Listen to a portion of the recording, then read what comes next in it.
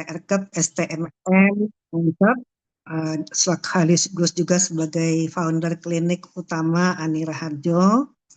Yang saya hormati seluruh pimpinan Stikes Mitra Riasada Jakarta, Waket 1, Waket 2, Kepala Pusat PMI maupun juga PPM, Kaprodi, Seprodi, dan seluruh dosen dari profesi kebidanan maupun juga S1 kebidanan.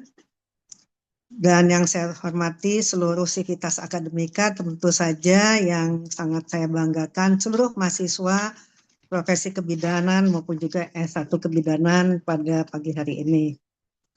Puji dan syukur mari kita panjatkan kehadirat Tuhan Yang Maha Kuasa, karena atas rahmat dan karunia-Nya kita hari ini masih bisa berkumpul secara online mengikuti kuliah pakar dalam keadaan sehat dengan tema kuliah pakar hari ini yaitu penguatan kepemimpinan dalam manajemen pelayanan kebidanan.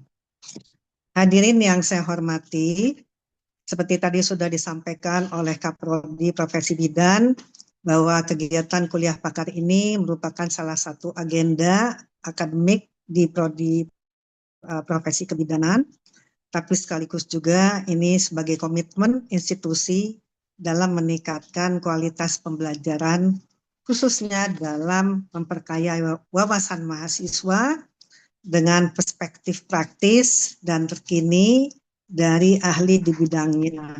Terima kasih Ibu narasumber Bu Bidan Dini yang sudah hadir pada pagi hari ini untuk membagi ilmunya kepada kita. Hadirin yang berbahagia, dunia kebidanan saat ini berkembang sangat pesat. Tidak hanya menuntut kompetensi klinis, tetapi juga kemampuan manajerial dan kepemimpinan yang kuat.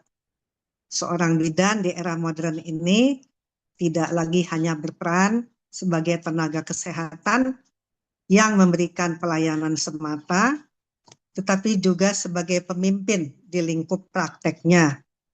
Bidan dituntut mampu untuk apa? Mengambil keputusan yang tepat, mengelola sumber daya secara efektif, menjalin komunikasi, dan juga melakukan kolaborasi dengan berbagai pihak demi meningkatkan kualitas pelayanan bagi kesehatan ibu dan anak. Tema yang diangkat kuliah pakar pagi hari ini sangat relevan dengan tantangan tersebut. Kepemimpinan dalam manajemen pelayanan kebidanan menjadi kunci penting dalam menciptakan pelayanan yang profesional, berkualitas, dan berorientasi pada keselamatan pasien. Kepemimpinan yang baik akan mendorong terciptanya lingkungan kerja yang kondusif, meningkatkan kinerja tim, serta memberikan dampak positif bagi masyarakat luas, khususnya bagi ibu dan anak dan keluarganya.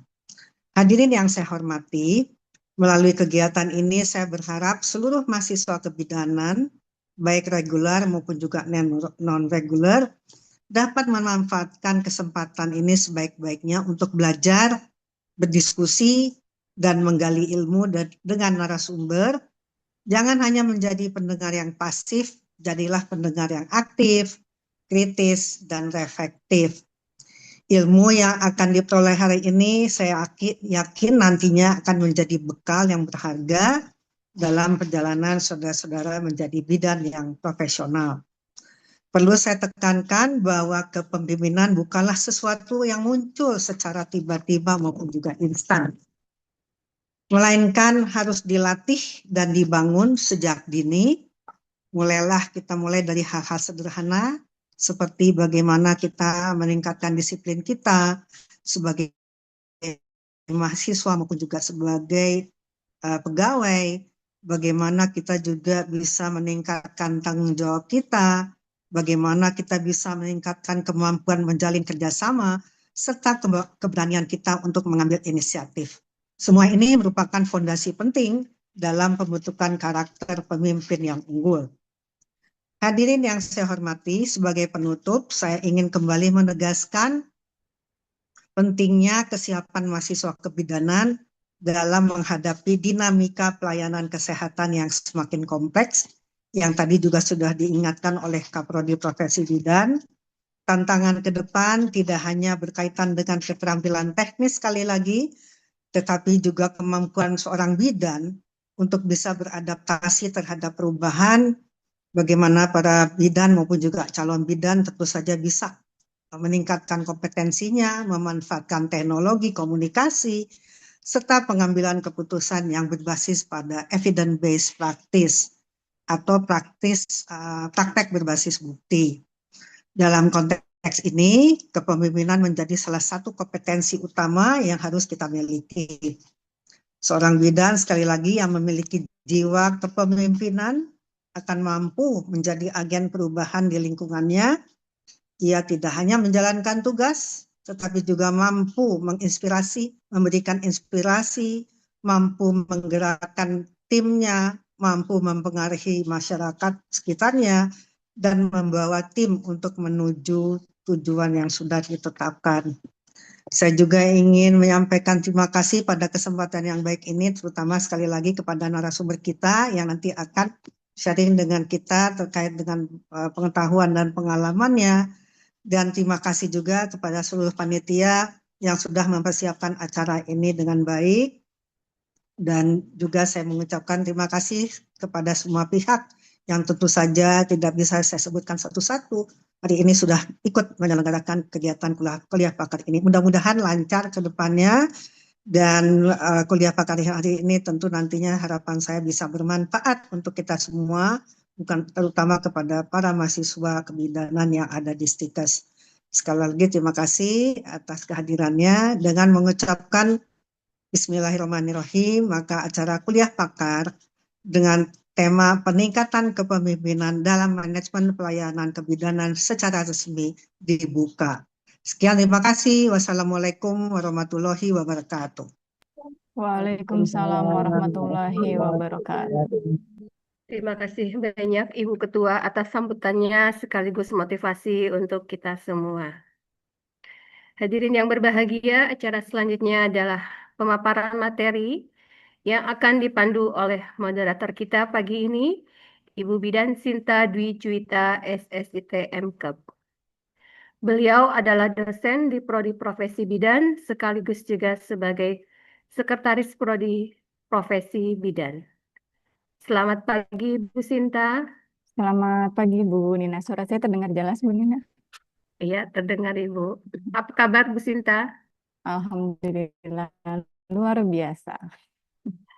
Baik, terima kasih Bu Sinta telah hadir untuk menjadi moderator kita pada pagi hari ini. Untuk selanjutnya, acara akan saya alihkan kepada Ibu Sinta. Baik, terima kasih atas waktu dan kesempatannya Ibu Nina Tresnayanti. Selamat pagi menjelang siang, salam sehat untuk kita semua ya Ibu-Ibu peserta kuliah pakar penguatan kepemimpinan dalam manajemen pelayanan kebidanan. Izin Ibu-Ibu tadi diawali pantun oleh Bu Nina, saya izin pantun sedikit ya Ibu-Ibu, nanti jangan lupa bilang cantik. Oke. Pergi ke kampus naik sepeda. Cantik. Singgah sebentar beli kue cincin. Cantik. Kalau mau jadi bidan berbeda, Cantik. jangan cuma cantik, tapi harus bisa memimpin. Ya, Cantik. terima kasih banyak kepada ibu-ibu semua ya.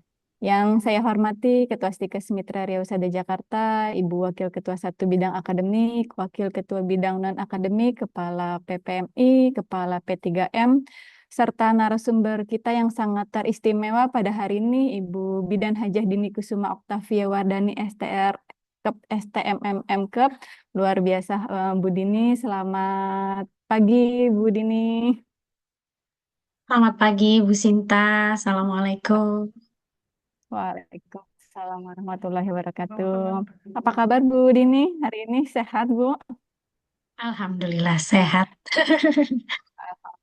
Puji syukur kita panjatkan kehadirat Allah Subhanahu wa taala karena atas rahmat dan nikmatnya pada hari ini kita bisa mengikuti acara kuliah pakar. Semoga ke depannya sampai di akhir acara kegiatan ini bisa berjalan dengan lancar. Ya. Amin. Baik Ibu-Ibu semua, untuk tema kuliah pakar kita pada hari ini yaitu penguatan kepemimpinan dalam manajemen pelayanan kebidanan. tema ini sangat penting ya bagi kita sebagai seorang bidan, di mana kalau bidan tidak hanya membutuhkan skill klinis ya, tapi juga harus ada kepemimpinan, komunikasi, dan bagaimana cara kita mengambil keputusan dalam beberapa kondisi khusus ya, terutama kalau di lapangan pastinya kita menemukan beberapa kasus-kasus yang memang membutuhkan perhatian lebih gitu ya. Nah, narasumber kita pada hari ini adalah seorang yang sangat luar biasa hebat dan pakar dalam tema kita hari ini ya, Bu Hajah Dini Kusuma Oktavia Wardani. Beliau merupakan seorang praktisi dan juga akademisi berpengalaman di bidang kebidanan, khususnya dalam manajemen dan kepemimpinan. Sebelum ke materi, izin Bu Dini saya membacakan CV terlebih dahulu Boleh. Monggo kepada Bu Sinta. panitia. Iya. Baik. Ya, Bu Dini Oktavian ini merupakan salah satu bendahara atau anggota dari Kolegium Kebidanan ya, ibu-ibu semua. Di sini ibu-ibu bisa lihat sendiri di layar ya, di share screen. Beliau juga merupakan dosen di Politeknik Kesehatan Jakarta 1 ya, khususnya di program studi kebidanan ya, pada tahun 2016 sampai dengan saat ini. Kemudian beliau juga menjadi seorang dosen di Akademi Kebidanan Budi Kemuliaan dari mulai tahun 2017 sampai dengan saat ini. Kemudian banyak sekali ya pengalaman-pengalaman di bidang akademisinya ya untuk menjadi pakar di kebidanan ini. Kemudian kalau dari riwayat pendidikannya, beliau merupakan lulusan dari sarjana teknik dari Universitas Trisakti tahun 1998 sampai dengan 2003. Kemudian beliau melanjutkan program Magister Manajemen di STIBI Jakarta ya pada tahun 2006 sampai dengan 2008. Kemudian beliau menjadi lulusan D3 Kebidanan di Akademi Kebidanan Bhinneka Jakarta 1. Kemudian melanjutkan Diploma 4 Kebidanan di Poltekkes Jakarta 3 sampai dengan program studi profesi bidan. Lanjut lagi, kemudian beliau ini sangat semangat dalam menempuh pendidikan di Magister Kebidanan Universitas Aisyah Pringsewu Lampung. Ya, itu riwayat pendidikan. Kemudian untuk pengalaman dan pelatihan, beliau juga sangat berpengalaman ya, sudah melanglang buana ya Bu Dini ya, jam terbangnya juga sangat tinggi nih. Terima kasih banyak di tengah-tengah kesibukannya. Beliau sebelum-sebelumnya juga sudah pernah menjadi narasumber seminar nasional ya di Stikes Abdi Nusantara, kemudian narasumber kuliah pakar di Poltekkes Jakarta 3 dengan tema kewirausahaan dalam kebidanan. Kemudian menjadi narasumber seminar nasional di Poltekkes Jakarta 1 ya, sehat cantik setelah melahirkan. Ya, kemudian beliau juga menjadi instruktur pijat bayi dalam Guinness Record of PT Johnson Johnson Indonesia. Ya, kemudian beliau juga sering sekali menjadi narasumber atau bintang tamu dalam acara talk show ya. Bisa ibu-ibu sekalian lihat. Dan yang terakhir adalah beliau telah menjadi pembicara pada pelatihan MU di tahun dia yang bisa ibu-ibu sekalian pahami ya, bahwa memang narasumber kita pada hari ini luar biasa ya ibu-ibu, memang pakar baik dari praktisi, akademisi ya, melihat dari background-nya juga ya, manajemennya juga merupakan lulusan yang memang sudah tidak diragukan lagi seperti itu ya Bu Dini. Baik Bu Dini, sepertinya peserta ini sudah tidak sabar ya untuk mendengarkan materi yang disampaikan oleh Bu Dini. Boleh cek sound peserta? Assalamualaikum Ibu-Ibu, selamat pagi. Apa kabar? Selamat pagi Ibu, Alhamdulillah baik. Salam kenal, saya Dini, saya bidang praktisi, dan saya sekarang juga bertugas di Kolegium Kebidanan, mewakili ibu-ibu semua di konsil, supaya suara-suara ibu-ibu di sini bisa sampai ke kementerian, seperti itu, Mbak Sinta. Untuk sinyal mungkin jelek kali ya di Bu Sinta ya? Kalau saya sih di sini mungkin agak terdengar putus-putus ya Bu Dini ya, suaranya Bu Dini ya. Saya yang keputus-putus ya. Kalau teman-teman jelas? Pas. Dari saya ya. Oke, Jelas ya, sebentar. Bu. Jelas ya ibu-ibu ya. Oke, jelas, Oke, jelas. jelas. Saya juga masih belajar kok ibu-ibu untuk semua ini yang materi saya akan berikan ibu-ibu nih. Sebenarnya saya juga belajar dari orang tua saya sebelumnya, Ibu Ani. Sebelumnya beliau adalah profesi seorang bidan, beliau adalah dosen, praktisi, sibuk juga di organisasi.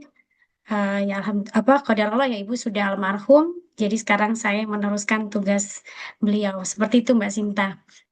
Ya, Bu Dini. Mungkin bisa langsung aja mungkin Mbak Sinta ya, karena udah waktunya sudah ini ya, molor ya.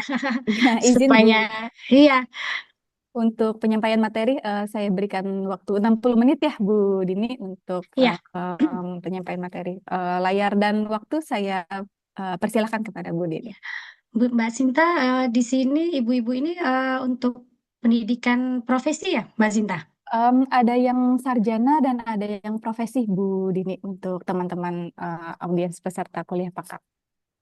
Di sini kuliahnya online atau offline, Bu Sinta?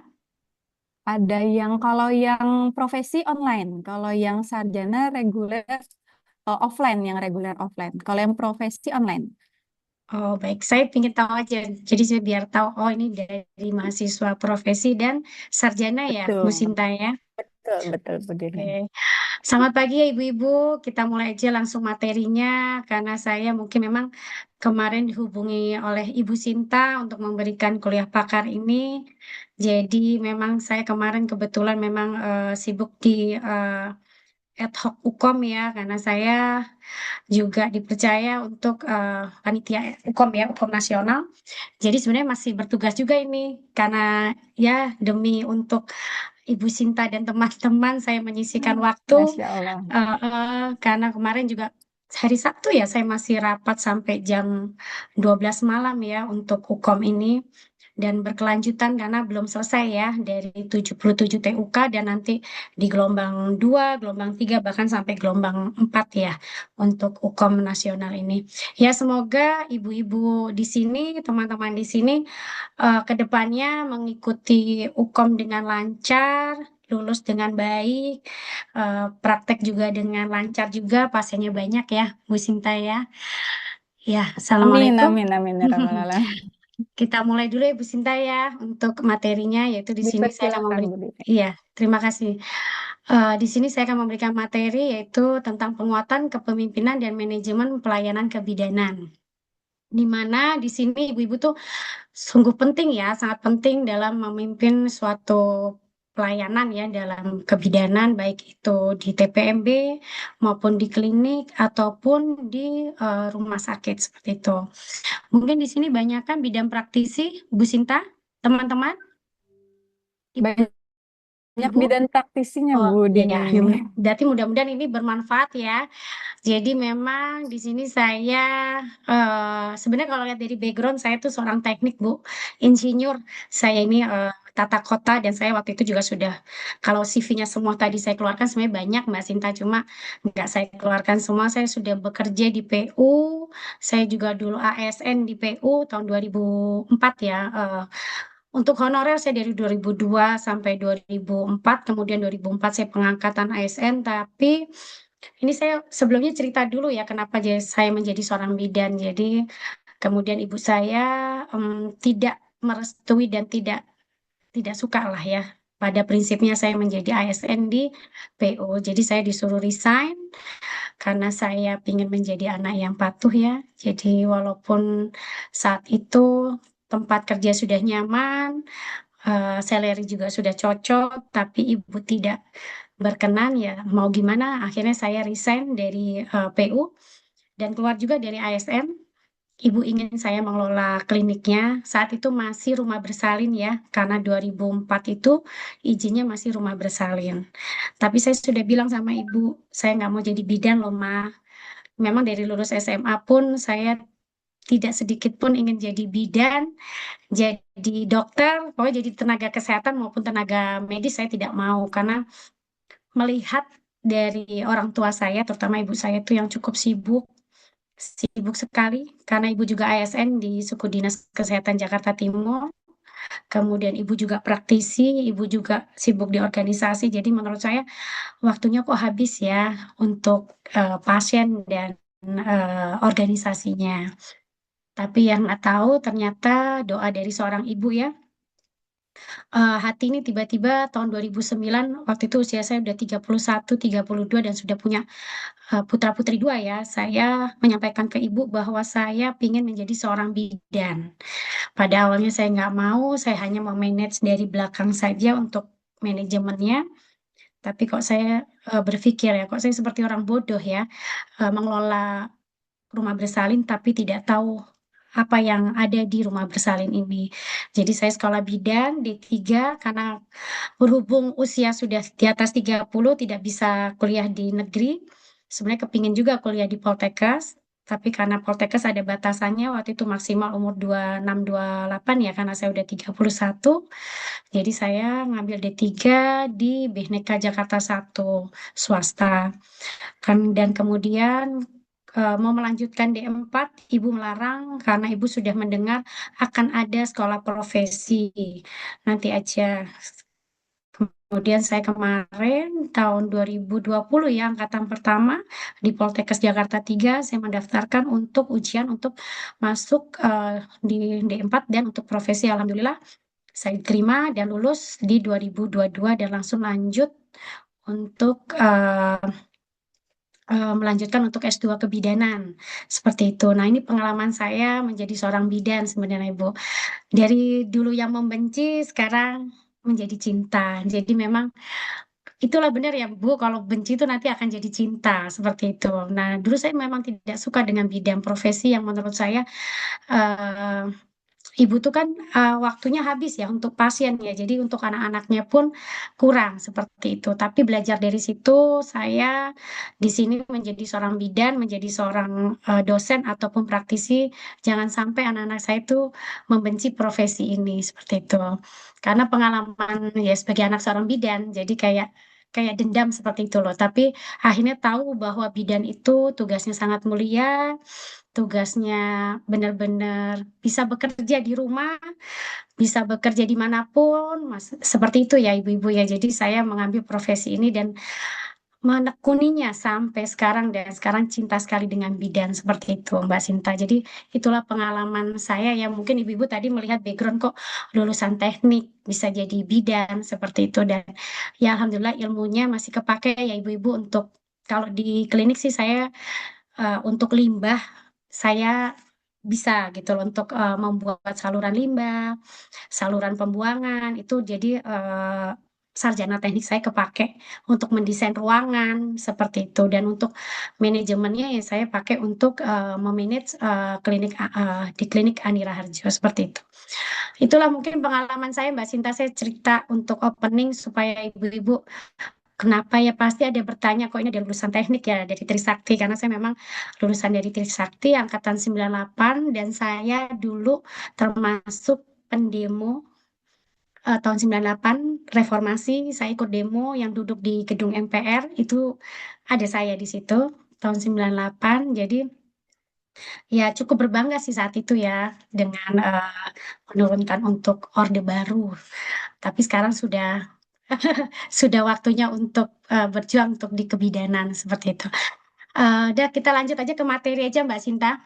Mohon maaf tadi karena untuk pembuka ya.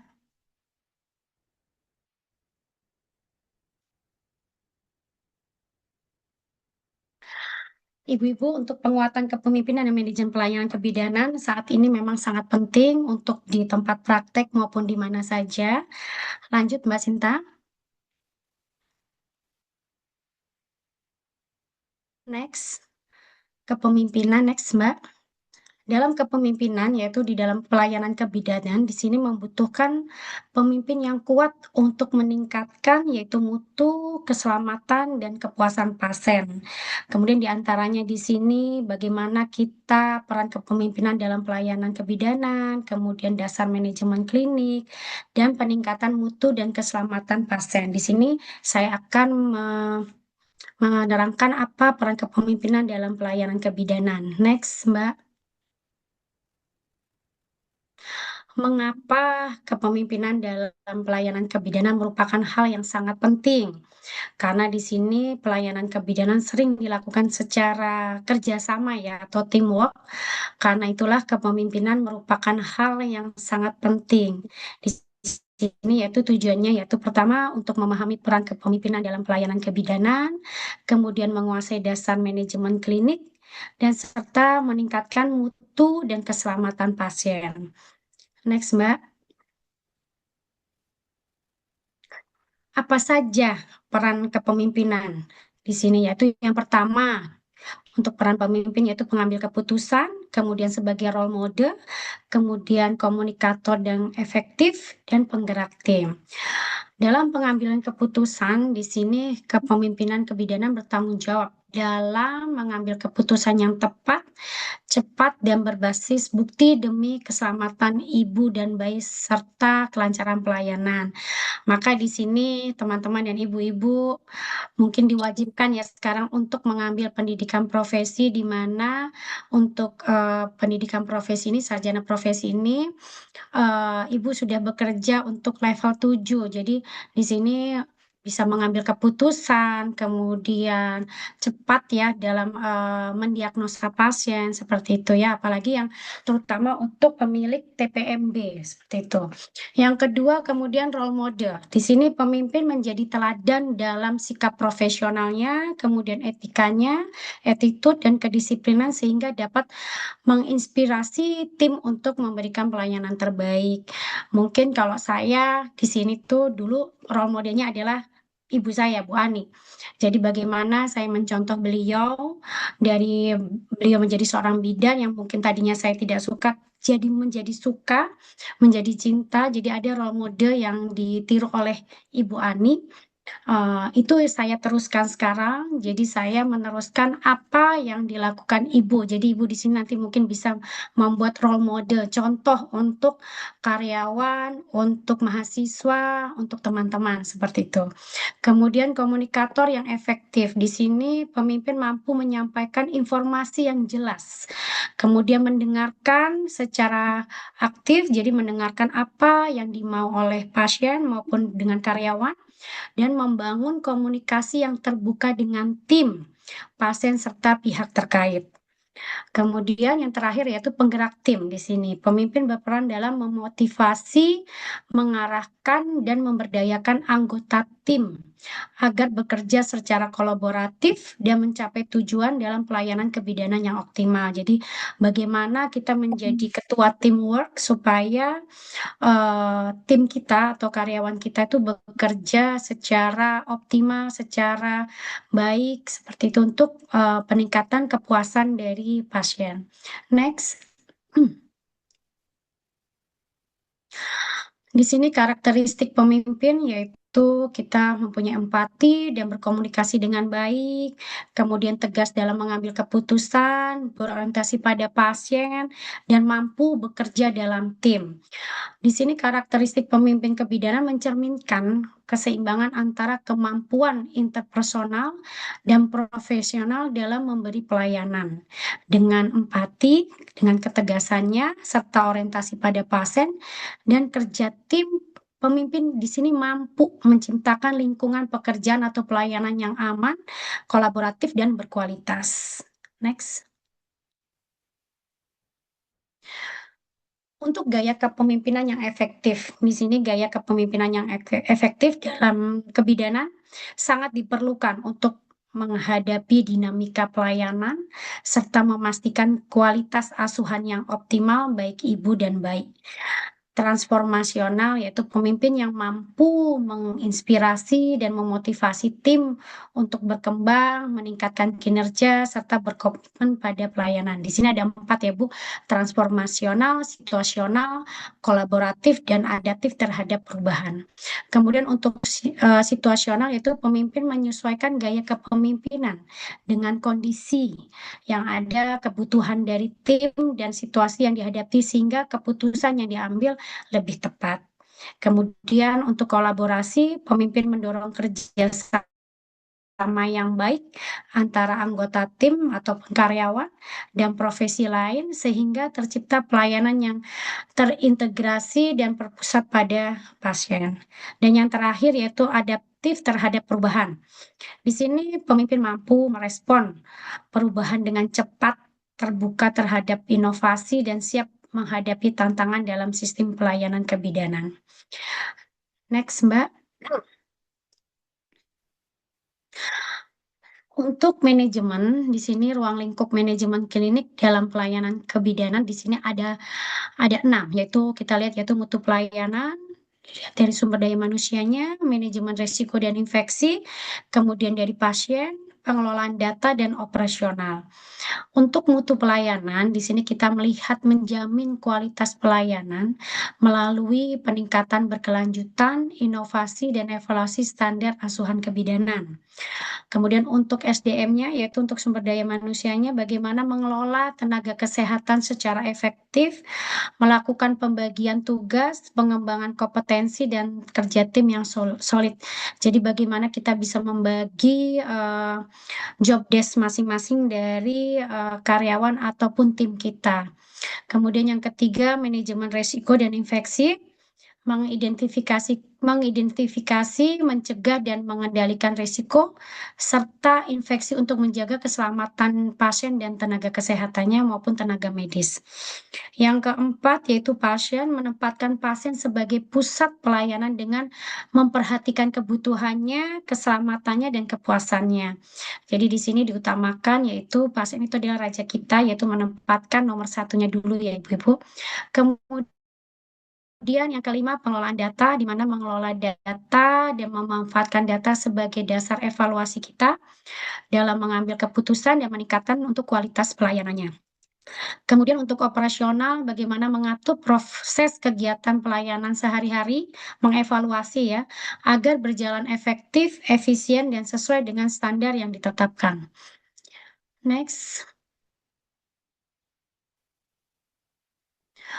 Untuk dari mutu pelayanannya di sini kita ada 5, yaitu kita lihat dari standar pelayanannya, kemudian dari patient safety atau safety patient, kemudian pencegahan kesalahan medis, kemudian yang keempat audit dan evaluasi berkala, dan yang kelima peningkatan mutu berkelanjutan atau continuous quality improvement.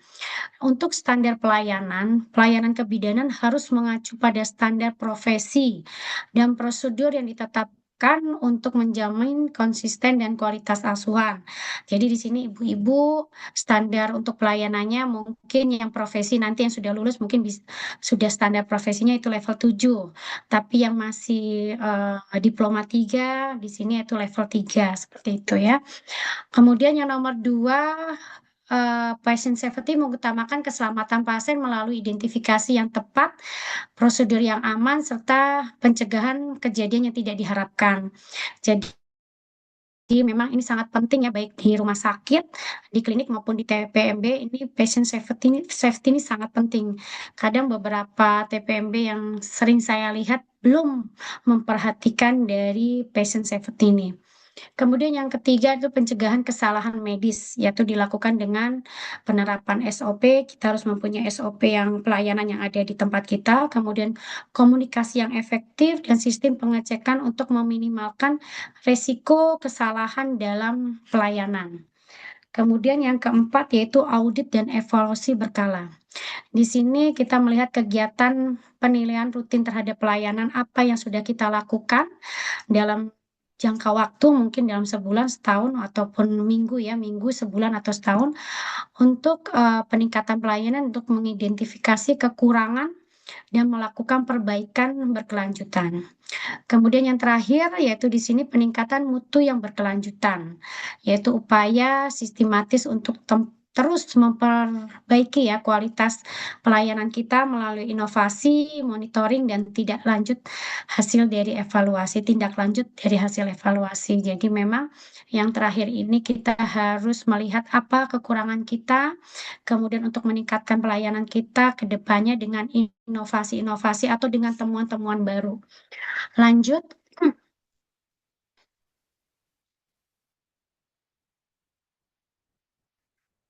Untuk sumber daya manusia, di sini kita lihat yaitu ada 5 ya, yaitu jumlah tenaga sesuai dengan kebutuhan, kemudian yang kedua kompetensi dan pelatihan, yang ketiga pembagian tugas yang jelas, kemudian mengevaluasi kinerja yang rutin, kemudian yang terakhir motivasi dan kesejahteraan tenaga kesehatan maupun tenaga medis yang ada di tempat kita.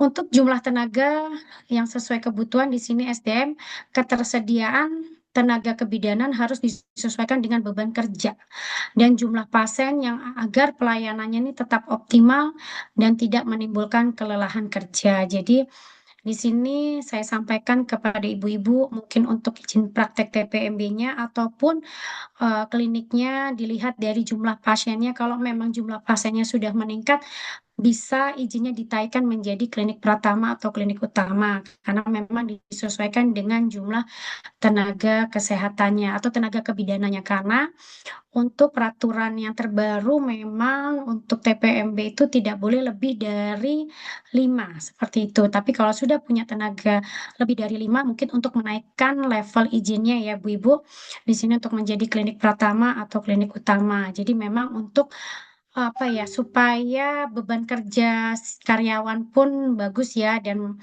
kita juga nanti di SDMK dari Sudin tuh akan terlihat bahwa tenaga kesehatan kita jumlahnya berapa, beban kerjanya seperti apa itu terlihat seperti itu. Yang kedua, kompetensi dan pelatihan di sini diperlukan sekali untuk tenaga kebidanan ya, baik kita maupun karyawan memiliki kompetensi yang sesuai standar serta terus ditingkatkan melalui pelatihan dan pendidikan berkelanjutan, yaitu di sini memberi kesempatan untuk ya pemilik TPMB, klinik ataupun karyawannya untuk mengikuti beberapa pelatihan dan pendidikan kelanjutan. Kemudian di sini pembagian tugas yang jelas. Jadi pemimpin di sini harus bisa memberikan pembagian tugas kepada timnya sebagai anggota tim memiliki peran dan tanggung jawab yang terdefinisi dengan baik untuk menghindari tumpang tindih pekerjaan dan meningkatkan efisiensi. Jadi nanti ibu-ibu di sini sebagai pemimpin untuk SDM-nya dibagikan job desk-nya atau pembagian tugas atau penanggung jawab masing-masing dari divisi yang ada di kliniknya maupun di TPMB-nya. Kemudian yang keempat yaitu evaluasi kerja rutin. Jadi mengevaluasi penilaian kinerja yang dilakukan secara berkala untuk memastikan kualitas pelayanan dan memberikan umpan balik dan mendorong peningkatan profesionalisme. Jadi di sini kita melihat evaluasi kinerja dari karyawan maupun teman-teman di tempat bekerja kita. Kemudian yang terakhir yaitu motivasi dan kesejahteraan tenaga. Pemimpin di sini perlu memperhatikan kesejahteraannya dan memberikan motivasi agar tenaga tetap produktif, loyal, dan memberikan pelayanan yang terbaik. Jadi di sini sebagai pemimpin kita juga harus memperhatikan kesejahteraan dari teman-teman atau karyawan kita di tempat bekerja, yaitu dilihat mungkin dari pendidikannya, dari pendapatannya, dari kesehatannya, seperti itu. Next, Mbak. Untuk manajemen risiko dan infeksi, ini perlu juga di sini, yaitu ada 4. 1, identifikasi risiko, kemudian protokol pencegahan infeksi, kemudian penggunaan APD, dan sterilisasi alat. Yang pertama, untuk manajemen risiko dan infeksi, yaitu mengidentifikasi risiko, mengidentifikasi potensi risiko yang dapat terjadi dalam pelayanan kebidanan, baik terhadap pasiennya maupun tenaga kesehatan, tenaga medis sebagai langkah awal pencegahan. Kemudian yang kedua yaitu protokol pencegahan infeksi. Menerapkan prosedur standar seperti mungkin ibu-ibu sudah tahu seperti cuci tangan, kemudian teknik sterilisasi ya, dan pengolahan limbah ini sangat penting untuk mencegah penyebaran infeksi. Jadi mungkin sekarang ibu-ibu yang sudah punya TPMB atau klinik ini perlu diperhatikan ya memang karena seperti ini sangat fatal apabila pengelolaan limbah baik untuk sekarang mungkin TPMB sudah perlu ya ada freezer ya untuk penyimpanan limbah padat.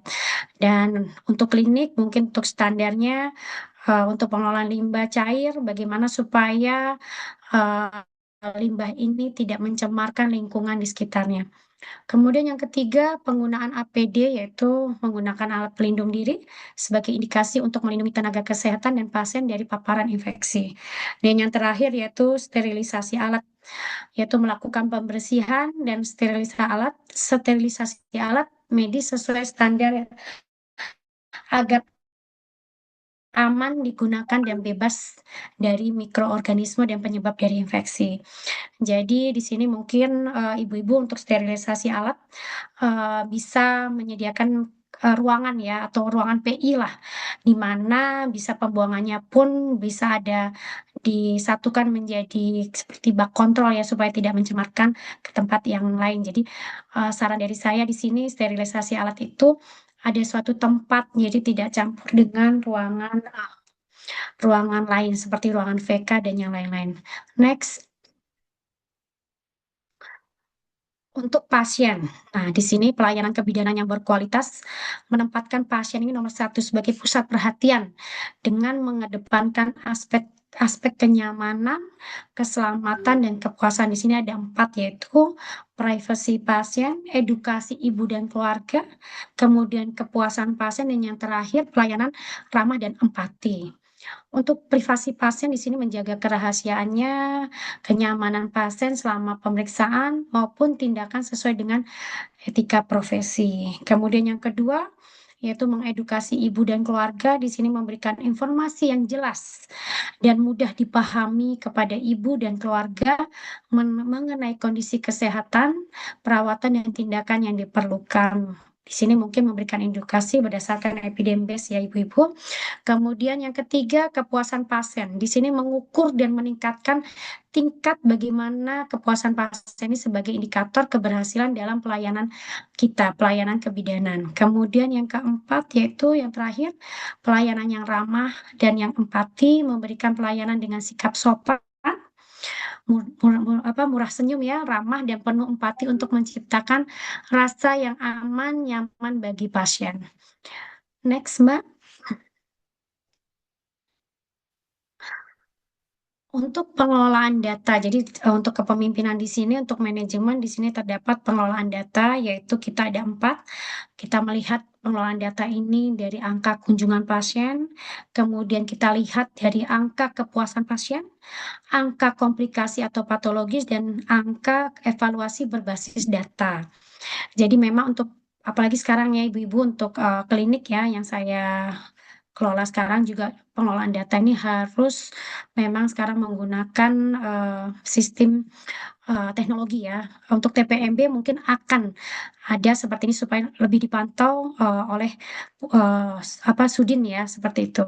Dan untuk pengelolaan data dan KPI atau Key Performance Indicator digunakan untuk memantau kinerja dari pelayanan kita atau pelayanan kebidanan secara objektif melalui indikator seperti angka kunjungannya, kemudian kepuasan pasien, dan angka komplikasi sehingga dapat menjadi dasar evaluasi dan pengambilan keputusan kita supaya keputusan kita itu lebih tepat.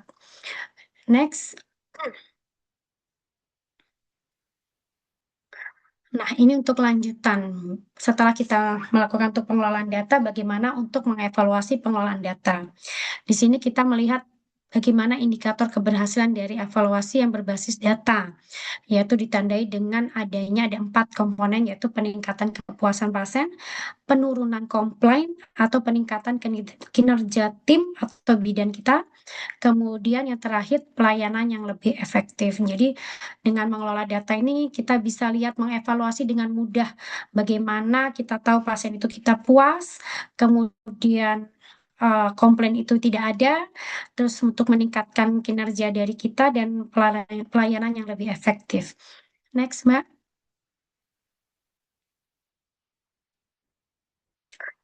Untuk manajemen operasional yang dalam pelayanan kebidanan di sini berfokus pada pengaturan proses kerja sehari-hari agar di sini berjalan efisien, efektif, dan sesuai dengan standar pelayanan. Di sini ada 4 ya.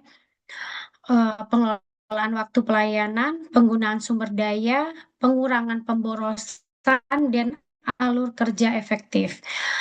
Pengelolaan waktu pelayanan yang dimaksud di sini yaitu mengatur jadwal dan durasi pelayanan serta terstruktur agar pasien mendapatkan pelayanan yang tepat waktu tanpa mengurangi kualitas asuhan. Jadi di sini Ibu-ibu membuat waktu yang tepat untuk membuka pelayanan kebidanan. Kemudian yang kedua, menggunakan sumber daya, penggunaan sumber daya memanfaatkan tenaga, alat, dan fasilitas secara optimal agar berjalan efektif dan tidak terjadi kekurangan atau kelebihan penggunaan. Kemudian yang ketiga yaitu pengurangan pemborosan. Di sini mengidentifikasi dan meminimalkan pemborosan waktu, tenaga, dan bahan untuk meningkatkan efisiensi dari pelayanan. Kemudian yang terakhir yaitu alur kerja efektif, yaitu menyusun alur pelayanan yang jelas dan sistematis agar setiap proses berjalan dengan lancar, terkoordinasi, dan tidak terjadi hambatan. Next. Mungkin sampai sini materi saya, mungkin kita lebih enak nanti tanya jawab ya Ibu-ibu.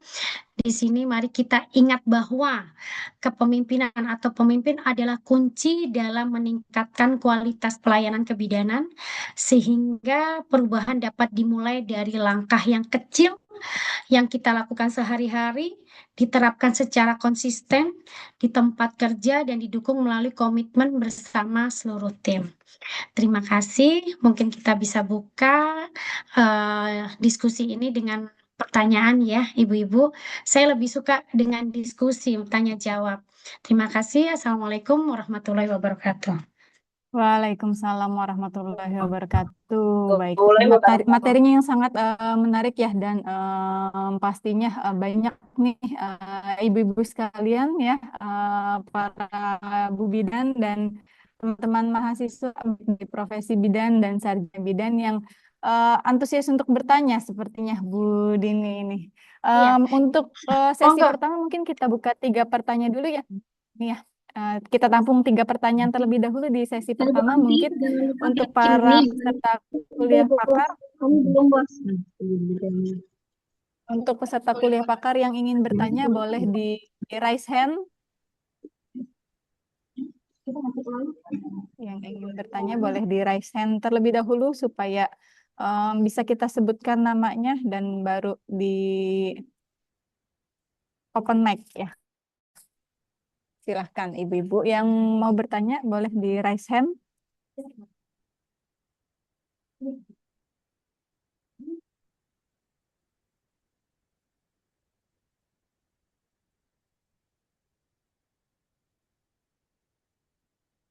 Mungkin bisa sharing juga mungkin Bu Sinta dengan tempat prakteknya. Kita pokoknya di sini kita berbagi aja, berbagi ilmu aja, Bu Sinta. Jadi mungkin santai Ya, aja, betul. mungkin ibu-ibu Sharing ya Bu Dini iya ya. sharing aja Mungkin boleh mungkin Bu di Dini tempat dari prakteknya ya seperti apa. Iya. Kalau saya yang mengawali diskusi gimana Bu Dini? Kebetulan Boleh, ada yang boleh ingin Bu saya Sinta. tanyakan nih Mungkin Bu tadi Dini ada dari apa yang beberapa materi tadi Bu statement Dini saya sampaikan. akan menjadi pertanyaan dari ibu-ibu ya. Izin bertanya. Oke, siapa tadi ada yang mau bertanya? Raise hand boleh. Oh, Bu Amalia. Oke, Bu Dari Amalia, lisannya nggak ketemu, pertanyaan aku pertama bilang, boleh Bu Amalia. Iya, iya. Izin Ibu Dini, terima kasih atas waktunya. Saya izin bertanya, menurut Ibu, seperti apa sosok pemimpin yang ideal dalam pelayanan kebidanan di lapangan saat ini, Bu? Terdengar, Bu? Terdengar Ibu, terdengar sekali. Terdengar jelas Bu. Terdengar jelas. Sudah itu aja Ibu Amel. Iya, Ibu. Terima kasih Ibu Amel atas pertanyaannya. Sungguh bagus sekali. Dan memang nih saat ini di zaman era Gen Z ya Bu ya, Gen Z, Gen milenial. Pertanyaan Ibu ini memang tepat sekali. Bagaimana sebagai seorang pemimpin yang ideal di zaman sekarang dengan teknologi yang maju, ilmu pengetahuan, kemudian penelitian-penelitian yang semakin maju ya Ibu, bagaimana kita yang ideal. Kita memang kayak saya ini termasuk Gen X ya Ibu ya, Gen X kelahiran tahun 70-an. Jadi memang dengan karyawan saya yang memang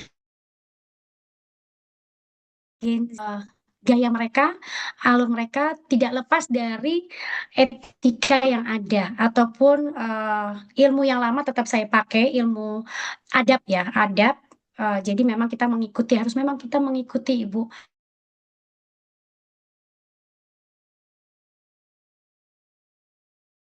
Karyawan saya ini banyak kan memang Gen Z. Saya mengikuti gaya mereka, tidak lepas dari etika, seperti itu sih Ibu.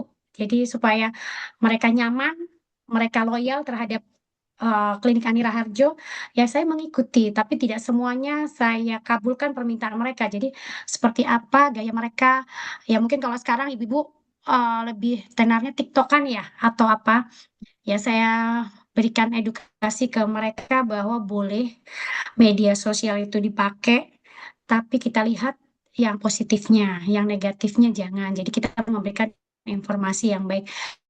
Karena memang anak-anak sekarang atau pasien-pasien sekarang memang kebanyakan adalah Gen Z. Jadi kita memang harus mengikuti Bu, mengikuti gaya mereka yang memang kalau saya ini kan gaya jadul ya Bu, gaya Gen X ya. Jadi ya harus mengikuti gaya mereka supaya ya di mereka itu saya ini diterima. Karena saya sangat membutuhkan tenaga mereka dan mereka juga membutuhkan saya. Seperti itu Bu.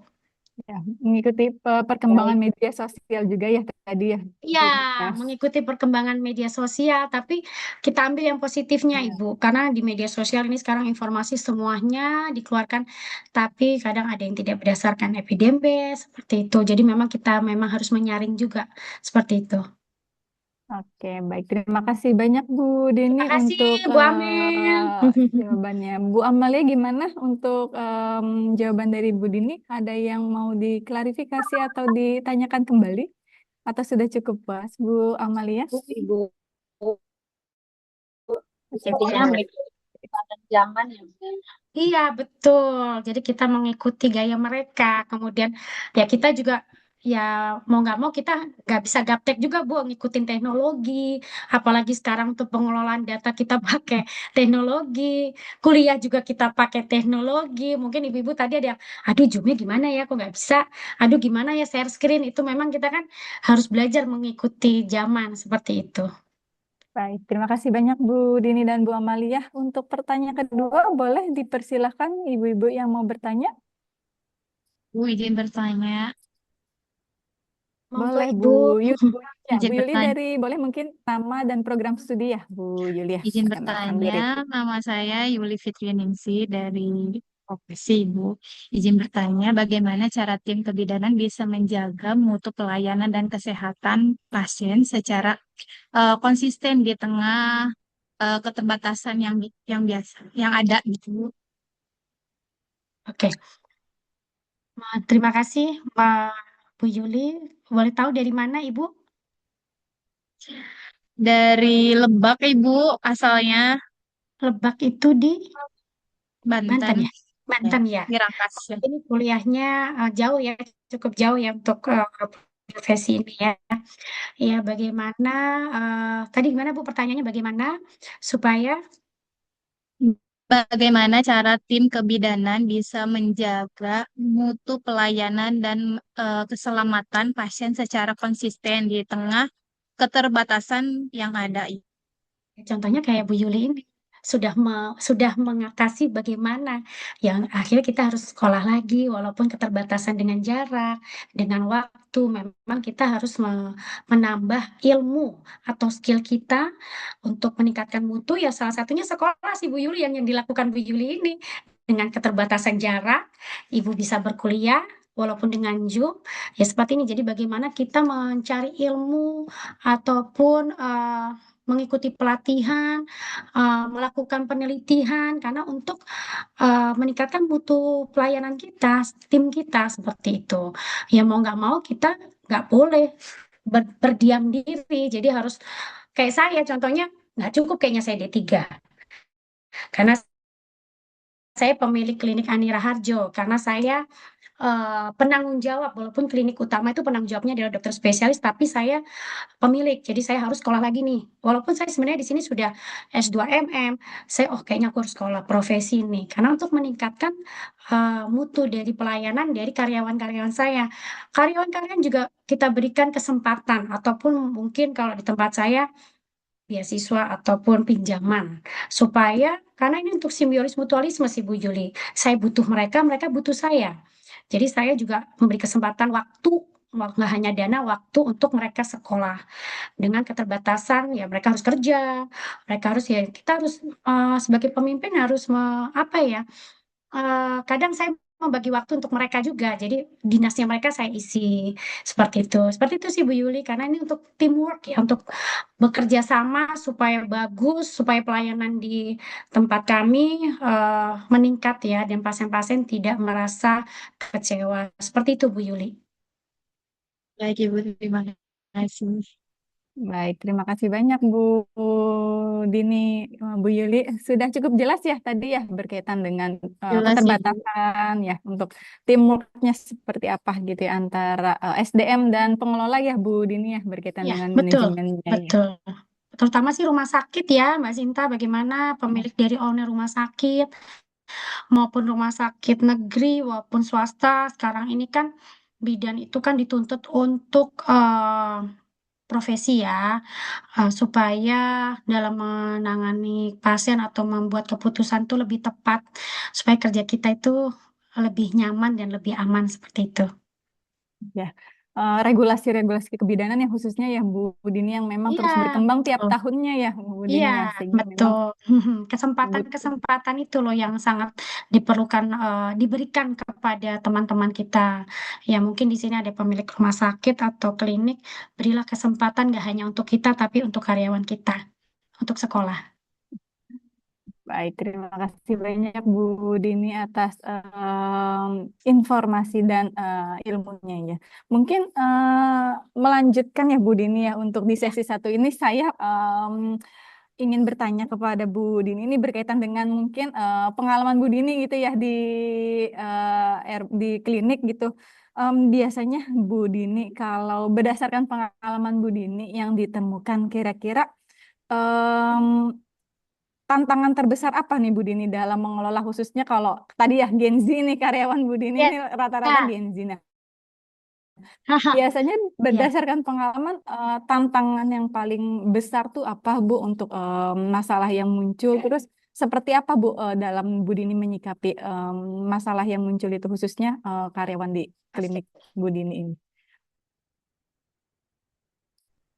Ini satu-satu nih saya jawab karena kayaknya complicated nih. Tuh, Ya, baik.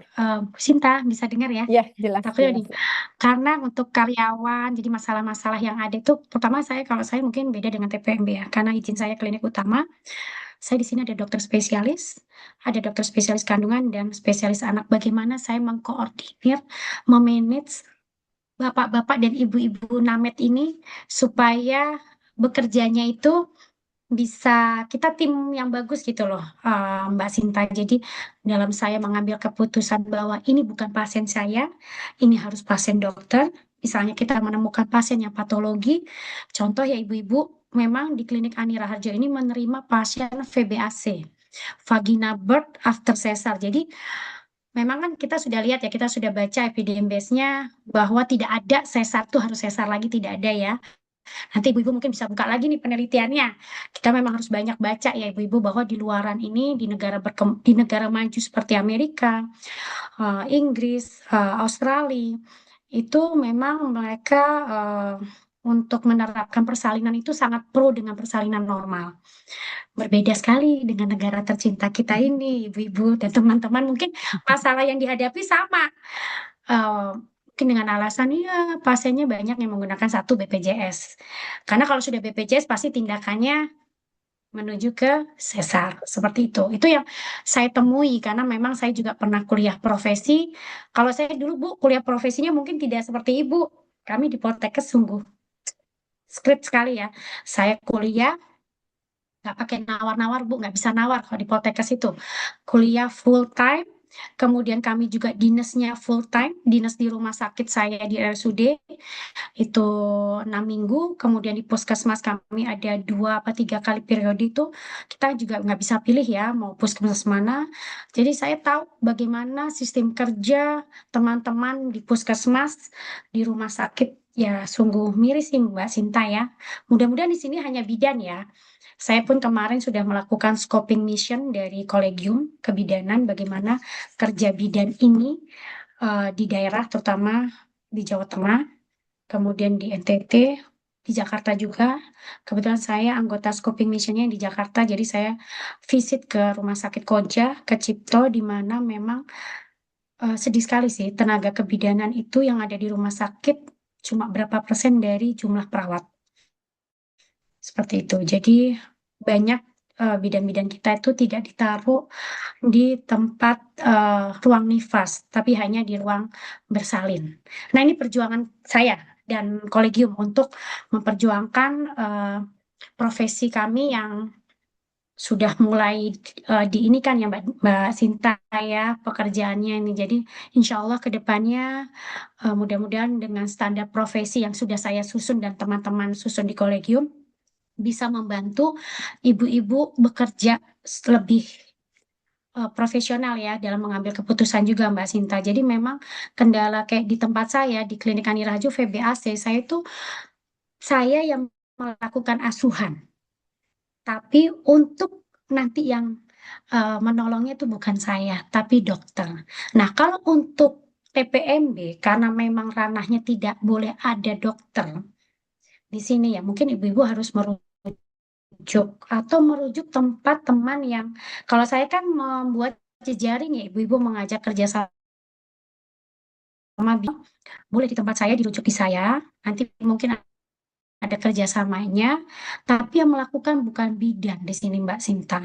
Nah disinilah pentingnya kita tahu bagaimana memutuskan oh ini bukan tindakan kita ini tindakan kita. Nah di sini memang banyak di sekitar saya ya, di Jakarta, apalagi di daerah mungkin ya, banyak memang teman-teman ini masih melakukan pertolongan persalinan yang bukan ranahnya kita.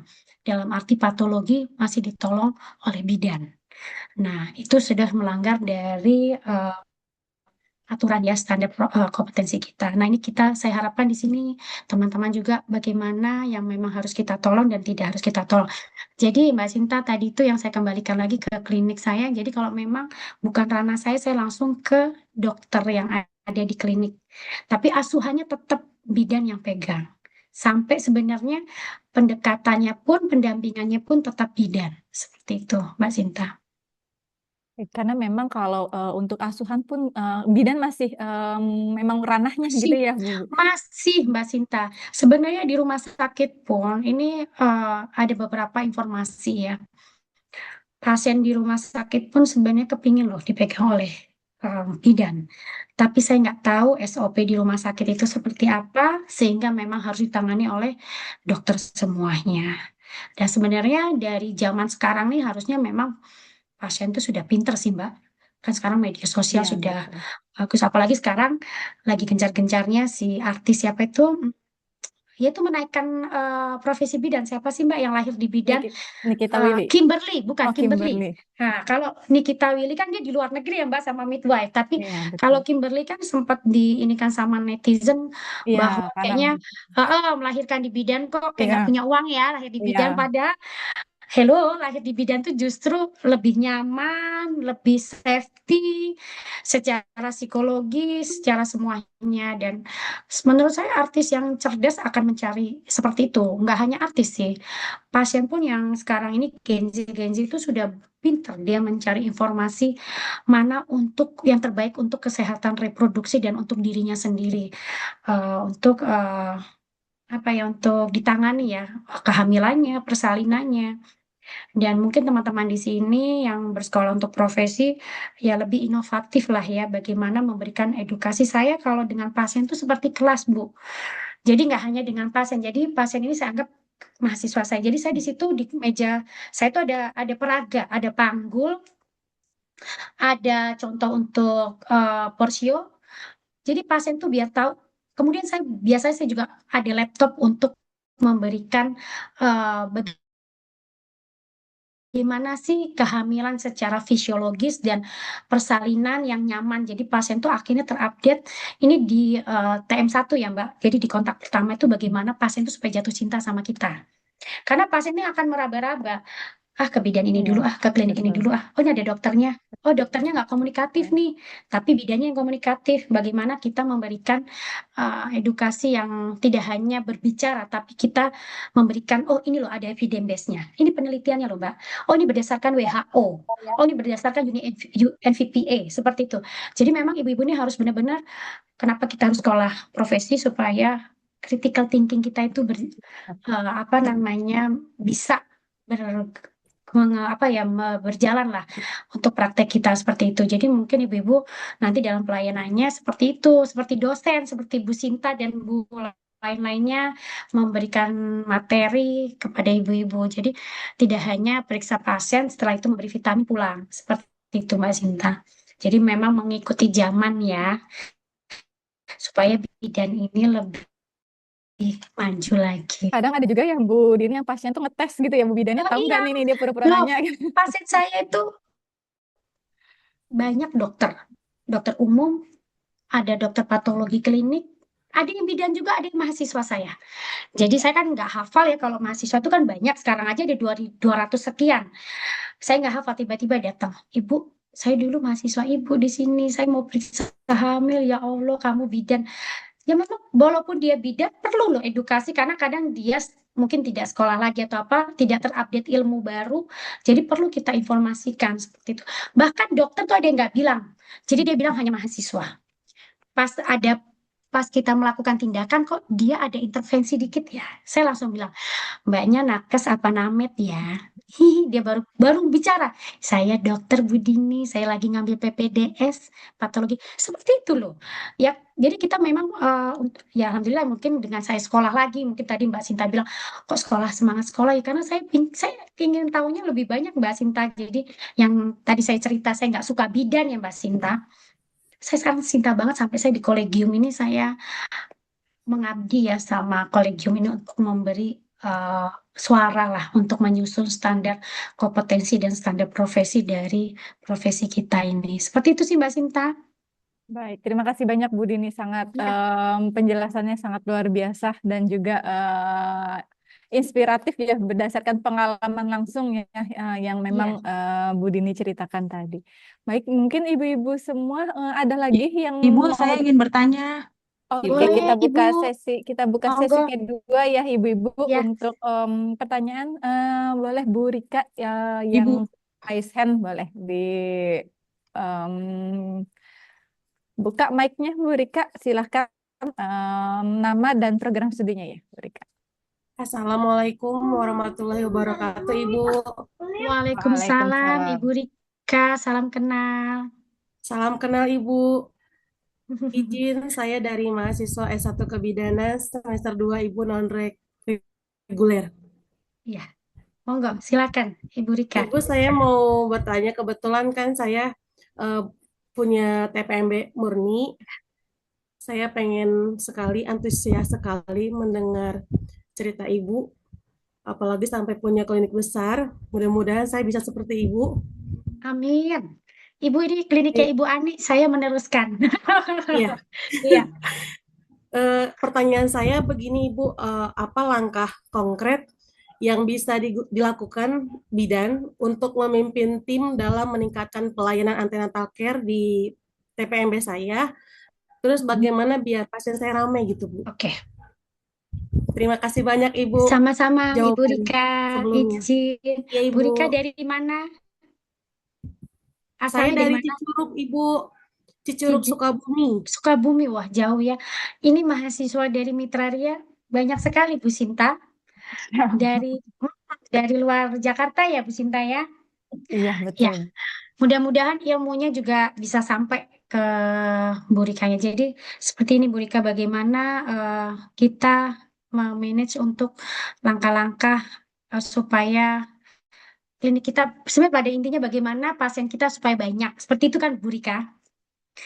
Ya, jadi bagaimana kita mengelola karyawan kita. Seperti itu bukan Bu Rika maksudnya? Supaya kerjanya optimal. Betul, Jadi, Ibu. nah ya, jadi kalau saya ini rahasia sebenarnya, rahasia dari klinik Ani Raharjo ya, tapi akan saya share. Anak-anak tuh nggak terlepas dari namanya salary. Kalau saya tuh di sini salary bagi hasil usaha.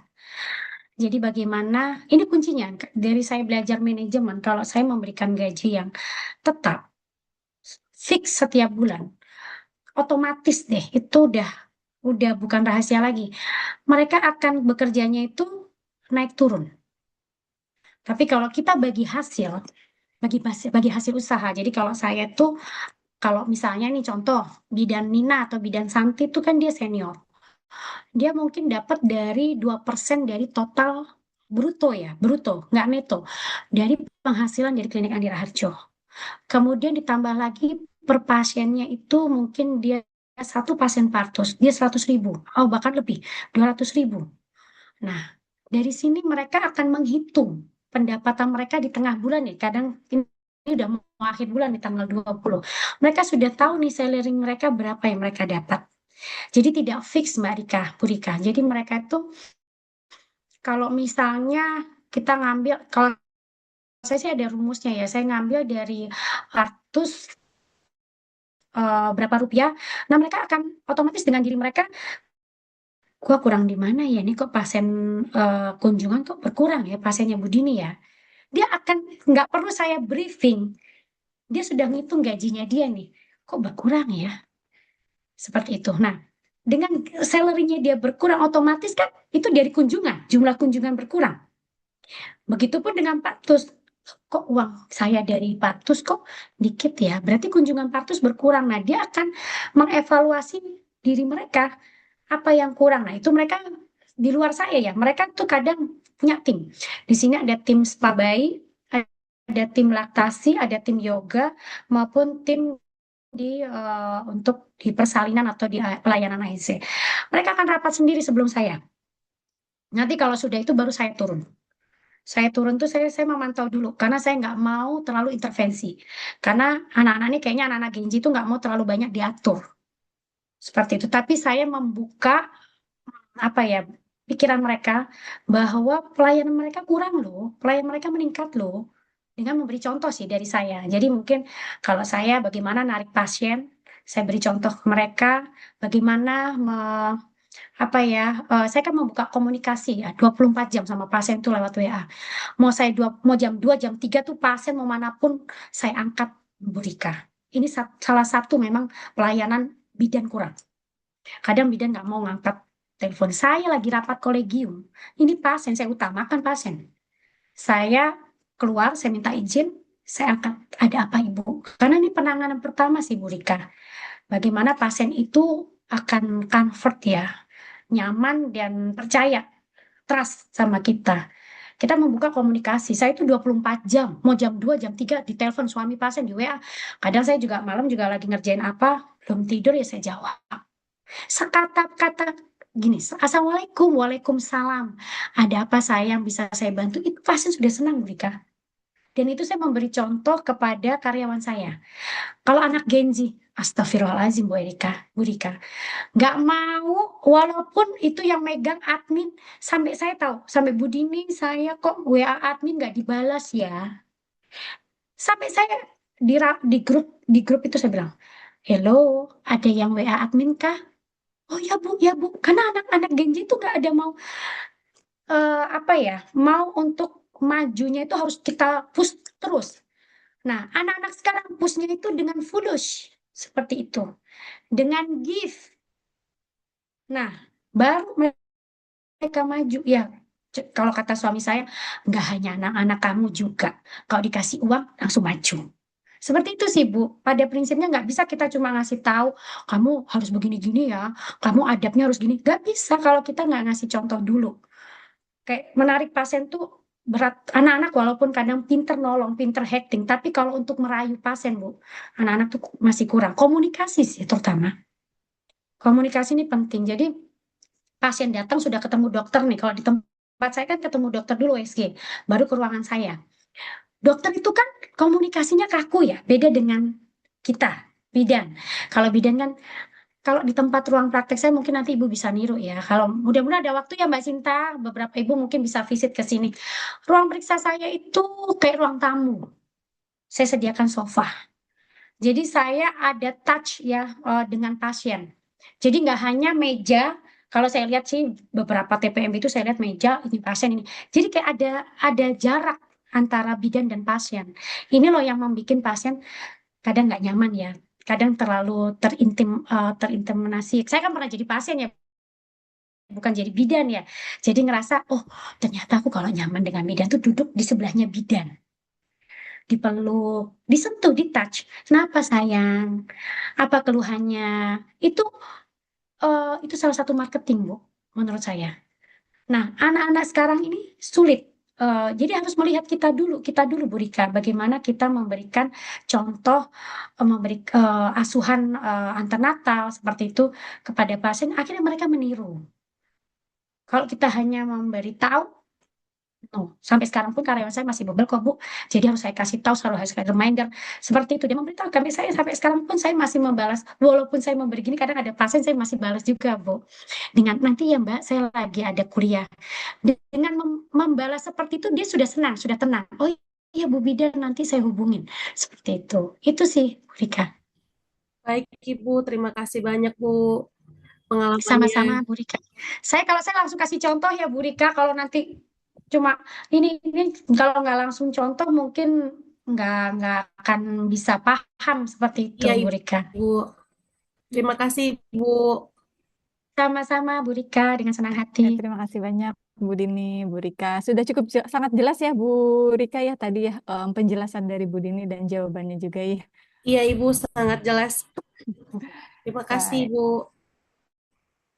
Sama-sama Bu Rika. Sama-sama Bu Rika. Baik Ibu-Ibu, mungkin di sesi kedua ini ada lagi yang mau bertanya untuk saya pertanyaan? Bu Yusna. Oke, Ya. Bu Yusna, Baik, silakan terima Bu kasih Yusna. Bu Sinta, terima kasih Bu Dini. Iya, Ada Bu yang mau Yusna. saya tanyakan Bu. Boleh, monggo Bu Eh, Yusna. Bu, saya kan bekerjanya di tenaga kesehatan rumah Mm-mm. sakit.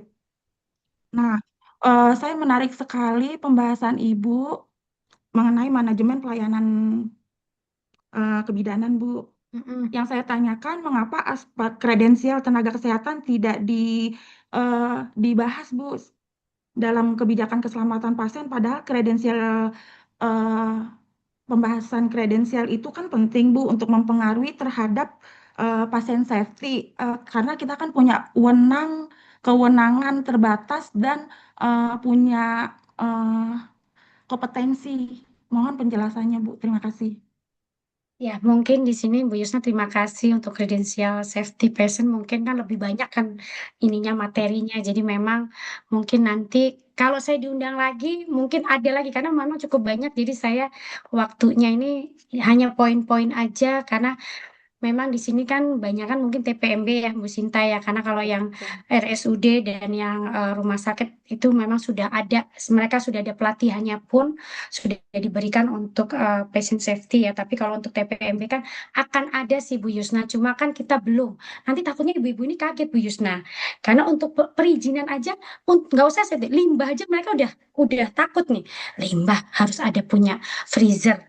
Nah, apalagi nanti kita langsung keluarkan tuh Bu tentang patient safety itu, kredensial mereka akan lebih nanti, wah nggak mau mundur jadi sekolah bidan ya Bu, seperti itu. Jadi mungkin pelan-pelan saya akan berikan nanti untuk kredensial untuk patient safety itu. Bagaimana? Karena beberapa memang di sini memang lebih banyak untuk TPMB Bu Yusna. Seperti itu mungkin Bu Yusna yang di rumah sakit tuh paham bagaimana patient safety, bagaimana kamar mandi harus pintunya kebuka keluar, bagaimana tempat tidur harus seperti itu memang ada spesifiknya memang Bu Yusna seperti itu. Mungkin nanti next kali ya Mbak Iya, Bu Sinta Dini. kalau ada waktu ibu-ibu bisa karena itu panjang sih Bu Iya. Yusna seperti itu. Dan materinya memang banyak yang Bu Yusna. Ibu kebetulan di RSUD. Bukan, Bu. Rumah sakit swasta. Oh di rumah, apalagi rumah sakit swasta ya, mungkin kan sudah Patient safety-nya juga sudah bagus seperti itu. Nah, mungkin teman-teman di sini memang perlu sih Bu, tapi itu kayaknya fokus ke patient safety materinya seperti itu. Karena ini kan untuk manajemen semuanya. Jadi saya harus menjelaskan SDM-nya, harus ini. Jadi mungkin kalau yang untuk patient safety-nya mungkin saya ada waktu saya bisa berikan seperti itu Mbak Sinta. Karena itu cukup panjang. Nanti ibu-ibu di sini yang TPMP bingung Bu. Aduh kok harus ada begini. Karena limbah aja mereka pun belum. Limbah pun saya harus memberikan untuk environmental itu, untuk pengelolaan limbah itu ada juga. Kebetulan saya teknik kan ya, tata kota. Jadi saya bisa membuat perpipaan tentang limbah cair, limbah padat. Pipanya pun saya bisa buat Bu gambarnya. Kalau Ibu mau pakai jasa saya, bisa ya. Jadi karena saya insinyur juga, nah limbah ini memang karena menyangkut untuk keselamatan dan kenyamanan lingkungan ya. Seperti itu tuh sangat sangat sangat penting sih Mbak Sinta. Dan itu materinya nanti ada lagi Mbak Sinta. Jadi kalau di sini mungkin Bu Yusna saya umum. Mohon maaf karena itu cukup banyak sekali pemahamannya untuk patient safety itu memang cukup harus private sendiri ya, materinya sendiri mungkin seperti itu Bu Yusna. Terima kasih Bu. Sama-sama Bu Yusna. Terima kasih Banyak sudah Bu. diingatkan. Tapi mungkin next kali ya saya nanti akan khusus untuk patient safety. Kita tunggu jadwal kosongnya Bu Dini kembali nanti Bu ya. Next pertemuan Bagi-bagi Bu mate. Sinta, yang lain patient safety itu kayaknya bidan Bu Dr. Nina itu pakarnya. Oke, siap. Nanti dicatat ya Bu ya oleh panitia Iya. untuk next event berarti. Iya. Baik, Ibu-ibu di sesi kedua ini ada lagi yang mau bertanya? Kita Ibu, Marlina mau bertanya, Bu. Oke, silahkan Bu Bukan Marlina. bertanya sih, bukan bertanya sih, minta bagi tips lebih tepatnya. Ini Assalamualaikum warahmatullahi wabarakatuh. Saya Marlina dari Serang, Banten, S1 Kebidanan.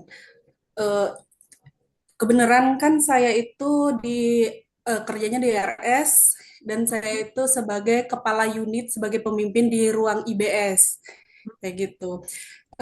Ini minta bagi tips gimana caranya mengatasi kurangnya rasa percaya diri nih. Sedangkan kan yang saya hadapin itu kan kebanyakan kayak dokter objin, spesialis kayak gitu. Sedangkan kan saya itu kadang ngerasa kayak, aduh bener Insecure. nggak ya kata-kata itu? Iya, Iya. bener nggak ya cara saya menyampaikan ini? Kadang kan kita kalau menyampaikan, dok, hari ini ada jadwal dokter untuk operasi, pasiennya ini, kita tuh ngerasa kayak, bener nggak ya cara saya ngomongnya kayak gini nih, kayak gitu tuh. Jadi buat kita biar percaya dirinya full kayak gitu. Wah, ini bagus banget sih Mbak Sinta, tapi ya memang perlu karena saya memang di sini juga ada dokter.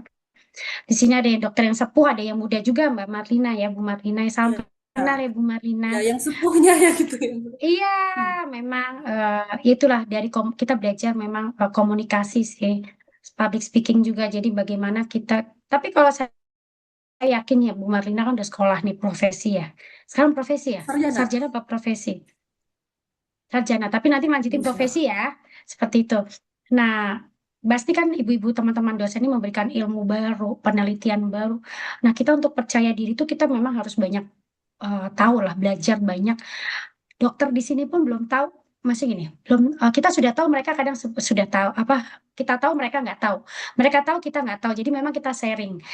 Contohnya aja deh di tempat saya ya Mbak Marlina, saya dengan percaya dirinya bilang sama dokter anak di sini, dokter Eli sama dokter Bella, dok di sini nanti kalau nolong tali pusatnya nggak dipotong ya.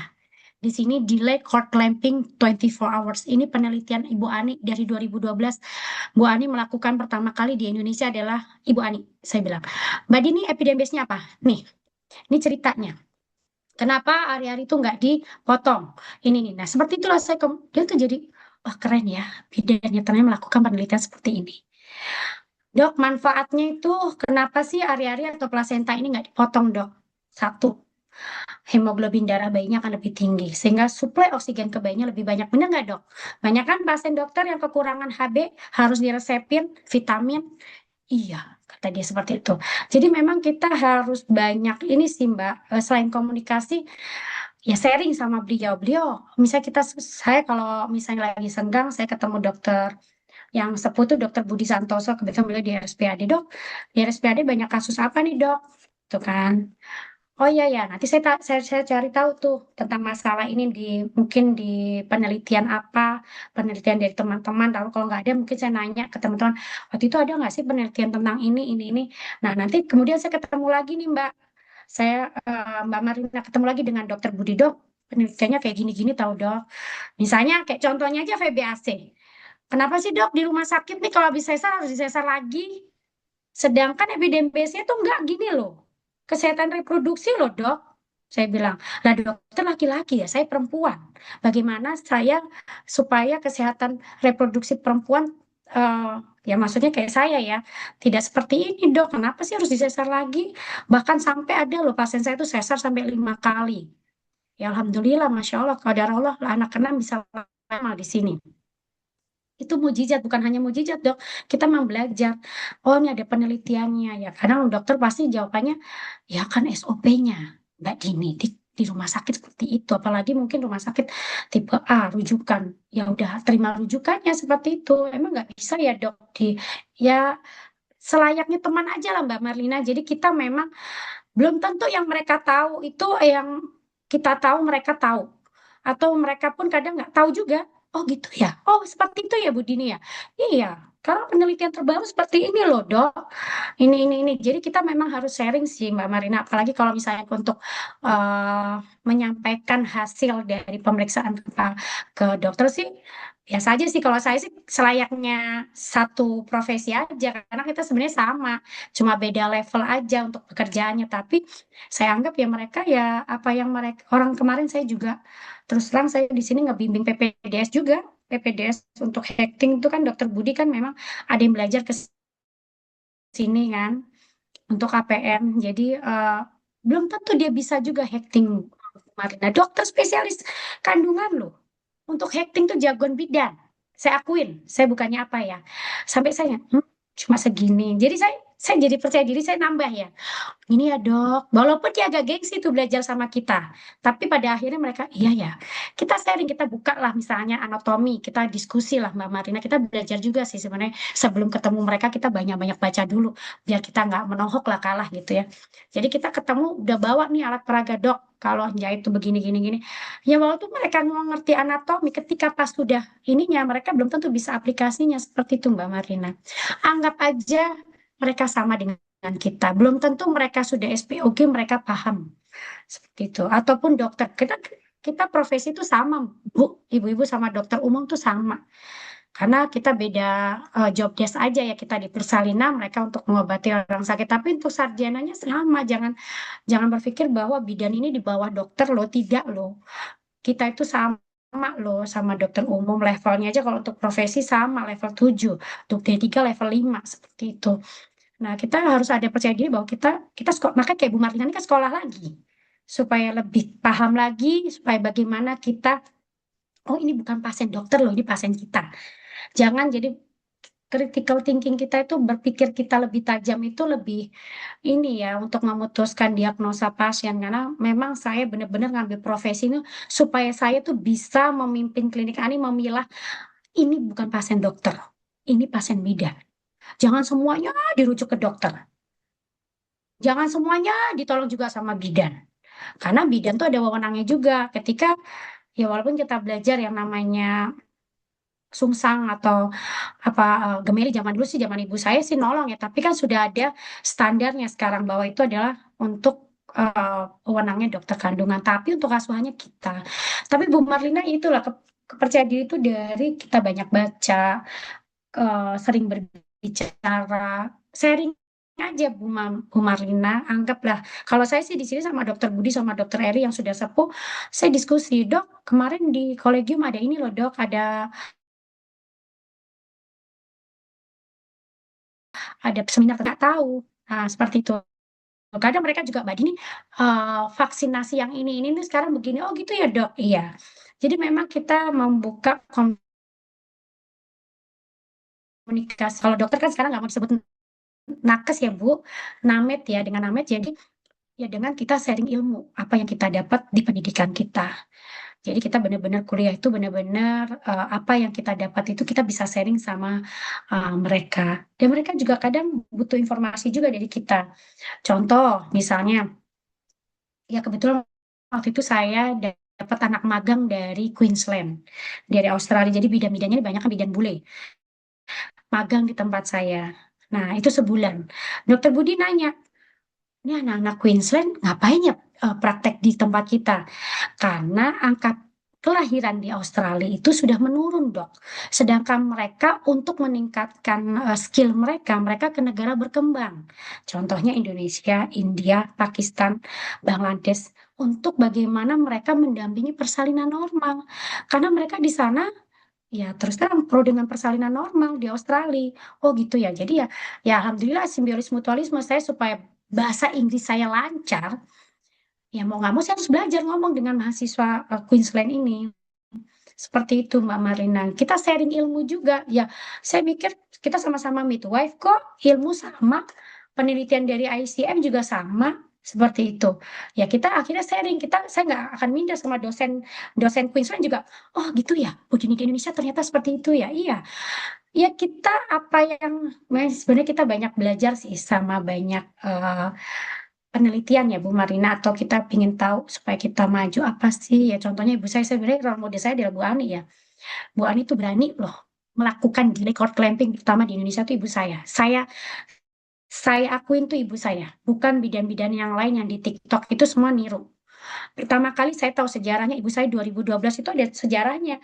Saya pertama kali ke Amerika sama ibu saya belajar tentang lotus birth di rumah sakit di Boston. Kemudian ibu saya mau bawa ke sini, saya bilang, nggak mungkin mah pakai lotus bird di Indonesia. Ini orang-orang pada protes, bawa hari-hari pulang ke rumah. Ya kalau di Amerika kan edukasinya sudah bagus Bu Marlina dan teman-teman. Tapi kalau di Indonesia, ya udah akhirnya ya udah kita tunda aja deh. Dari berapa jam ibu saya itu melakukan dari 36, 12 sampai akhirnya diputuskan 24. Nah itu memang seperti itulah ibu saya mengajarkan saya untuk ayo berani melakukan sesuatu yang baik, yang menurut itu hasilnya baik. Ternyata benar, ibu saya kan waktu itu sama dinas kesehatan juga ditegur. Bu Ani, ini melakukan ini berdasarkan apa? SOP-nya mana? Loh, ibu saya jawab SOP Klinik Ani Raharjo. Loh, penelitiannya kan ini ada di luar negeri loh. Kalau kita di sini mau melakukan penelitian nggak perlu ada sampel. Sampelnya emang bayi bule, ya bayi Indonesia. Nah, seperti itu Bu, memang kita harus berani. Ibu saya udah didatengin sama waktu itu juga sama ketua IBI sama Bu Emi juga sama itu waktu di Gorontalo kita seminar. Bu Ami ini kenapa? Katanya, Bu saya mau melakukan ini, kebetulan alhamdulillah FKM UI pertama kali mau bekerja sama untuk melakukan penelitian delay cord clamping ini. Penundaan pemotongan tali pusat ini. Ya sudah ketahuan hasilnya bahwa bayi yang ditunda pemotongannya HB-nya lebih bagus, tumbuh kembangnya lebih tinggi, kognitifnya lebih bagus. Dan itu sudah ada, Bu, jurnalnya. Kita pegang memang. Karena kan yang melakukan FKM UI, kemudian banyak mahasiswa dari beberapa kampus, dari Poltekkes, dari Urindo, bahkan dari manapun yang melakukan penelitian itu. Seperti itu sih Mbak Marina. Nah itulah yang kita jadi percaya diri terhadap profesi lain. Karena kita memang harus lebih maju, kita harus cari tahu tentang apa sih ini. Oh, di WHO sekarang seperti ini. Memang harus banyak-banyak tahu ya. Jadi kita nggak hanya melihat yang dulu-dulu, tapi kita ke depannya untuk kesehatan ibu dan anak ini yang terbaik apa sih? Gitu. Karena kan kita memang midwife ya, pendamping perempuan. Dari siklus perempuan, dari lahir sampai premenopause itu memang tugasnya bidan. Tugas bidan tuh nggak hanya hamil, nolong, imunisasi, that's it. Itu yang saya lihat dulu. Tapi ternyata pas saya lihat tugas midwife itu banyak. Oh, ternyata mendampingi dari bayi, SD, bahkan saya pun sampai sekarang nih memberikan edukasi apa tuh seks edukasi di sekolah di Al-Azhar. Sama untuk pubertas. Nah, itu tugas bidan sebenarnya bukan tugas dokter. Jadi kita menyampaikan bagaimana sih sistem reproduksi perempuan. Itu dari kelas 5 SD saya ngajar di Al-Azhar sama di Global Islamic. Nah, ini sebenarnya ibu-ibu juga bisa dengan portofolionya ibu udah profesi, bisa. Saya mau ngajar di mana? Mungkin di SD negeri juga boleh. Di SMP atau di SMA tentang seks edukasi. Nah, ini kepercayaan diri kita sebagai midwife. Jadi memang kita tuh punya spesifikasi sendiri Bu dibandingkan ibu-ibu Bapak Namet ini. Seperti itu sih Mbak Marina. Ayo Mbak Marina percaya diri. Saya yakin kok Mbak Marina bisa. Dengan sekolah di Mitra Ria, mungkin mudah-mudahan dengan materi yang diberikan Mitra Ria, ibu-ibu lebih percaya dirinya lebih banyak, ilmunya lebih bisa dikembangkan, penelitiannya lebih bagus. Jangan setengah-setengah Bu kalau mau penelitian. Ayo penelitian yang benar-benar penelitian dan memang untuk memajukan kesehatan ibu dan bayi. Baik Ibu, terima kasih Ibu. Ya, sama-sama Mbak Marlina. Terima kasih Bu Dini, Saya Bu tunggu nanti Marlina. kalau penelitian di klinik Ani boleh kok. Siap Ibu. Wah, jadi intinya sebenarnya komunikasi ya Bu Dini Ya, sifatnya lebih ke komunikasi. sharing gitu ya Bu ya, jangan Iya, betul bukan Mbak seperti Sinta. Sharing. menggurui gitu, bukan merasa Iya, lebih tahu ya, tapi juga kita sharing jangan gitu ya Bu ya. introvert juga atau jangan apa ya kayak ngerasa minder gitu loh Mbak Sinta. Jadi kita memang harus pede juga gitu Iya. loh. Memang beda kan kita Harus mereka. update keilmuan juga Iya, ya tadi ya, sebelum itu iya. juga kita Jadi harus kita ada bekal ya Bu. iya, jadi ketemu mereka tuh Lebih kita ke banyak baca sharing. dulu nih. Saya sebelum ketemu mereka harus lebih tahu dulu nih. Oh, begini alurnya. Jadi nggak ketemu mereka oh gitu enggak. Jadi kita bekal dulu. Aku mau sharing nih. Dok, tahu nggak dok tentang ini? Apa itu Mbak Dini? Nah, biasa kan kayak gitu. Ini tahu dok tentang ini. Kemarin saya baru di seminar nih. ICM ngeluarin ini kayak gitu Mbak Sinta. Jadi mereka langsung yang wah keren ya bidannya gitu. Mereka tuh nggak tahu loh bidan tuh ICM nanti akan ada apa seperti itu. Ya teman-teman kita tuh sebenarnya keren-keren loh Bu. Beberapa teman saya ini sudah diundang ICM untuk oral presentasi di Portugal nanti bulan Juni tanggal 14 sampai tanggal 19. Kebetulan saya alhamdulillah saya ikut juga, tapi saya dari kolegium sama Bu Gita. Nanti mungkin siapa tahu ibu-ibu di sini ikut ICM ke Portugal untuk sharing ilmu. Nah, di situ bidan itu keren-keren. Bidan itu top pokoknya. Yang dulu saya nggak suka, sekarang saya suka. Nah, Bu Dini bisa jadi role model nih ibu-ibu nih Iya, ya. makanya saya Kayak bilang, ibu-ibu kalau penelitian jangan bijaknya. setengah-setengah Mbak Sinta. Ayo benar-benar penelitian. Nanti siapa tahu penelitiannya ini bisa dimasukkan ke nanti ICM berikutnya. Kebetulan ada bidan tuh masih muda Bu Mbak Sinta. Dulu mahasiswa Poltekkes 3. Dia karyawannya teman saya di Cikalmulia. Dia menemukan penelitian tentang apa sih namanya saya lupa yang jadinya. Kemudian dia masukkan itunya ke ICM, dipanggil sama ICM. Terus teman saya Mbak Jehanara itu yang di Depok itu juga tentang sunat perempuan ya, nggak boleh ya seperti itu juga dipanggil akhirnya sama. Nah itu dibayarin Bu ke sana Bu gratis. Sekalian jalan-jalan, sekalian sharing ilmu seperti itu. Luar biasa kesempatannya ya Bu Dini ya berarti. Ya, mungkin ada pertanyaan lagi Mbak Sinta? Mungkin baik Ibu-Ibu, untuk sesi 2 sudah ada 3 pertanyaan tadi ya penanya untuk punten Bu Dini mungkin karena keterbatasan waktu Oke, ini sudah baik. 11.53. Untuk yang mau bertanya mungkin nanti bisa di Google Form-nya Ibu-Ibu ya berkaitan dengan kelanjutan materi karena kita membuka komunikasi terbuka di Google Form Bu Dini untuk evaluasi. Sehingga nanti apabila masih ada didiskusikan nanti akan kita tindak lanjuti untuk pertemuan berikutnya Atau kalau boleh ada Bu kesempatan Sinta, seperti ya ibu-ibu Bu. boleh ke nomor saya, WA saya kalau misalnya mungkin mau pribadi, Oke. mau sharing ya, kita sharing lah, sharing ilmu, boleh saya membuka untuk ibu-ibu datang ke klinik Ani juga monggo, atau telepon saya atau WA monggo silakan Bu Baik, terima Sinta. kasih banyak Bu Dini atas kesempatannya ya Ibu-ibu peserta kuliah pakar ya sudah dibuka kesempatan oleh Bu Dini yang ingin apa namanya bertanya, diskusi ya berkaitan dengan pengalaman-pengalaman Bu Dini juga ya di praktisi dibuka kesempatan untuk mungkin boleh diminta nomor Ya, teleponnya Bu ya Dini monggo mungkin untuk disimpan ya Ibu diinformasikan ke teman-teman ya. 0817 2390 440. Saya ulangin ya Ibu 0817 2390 440.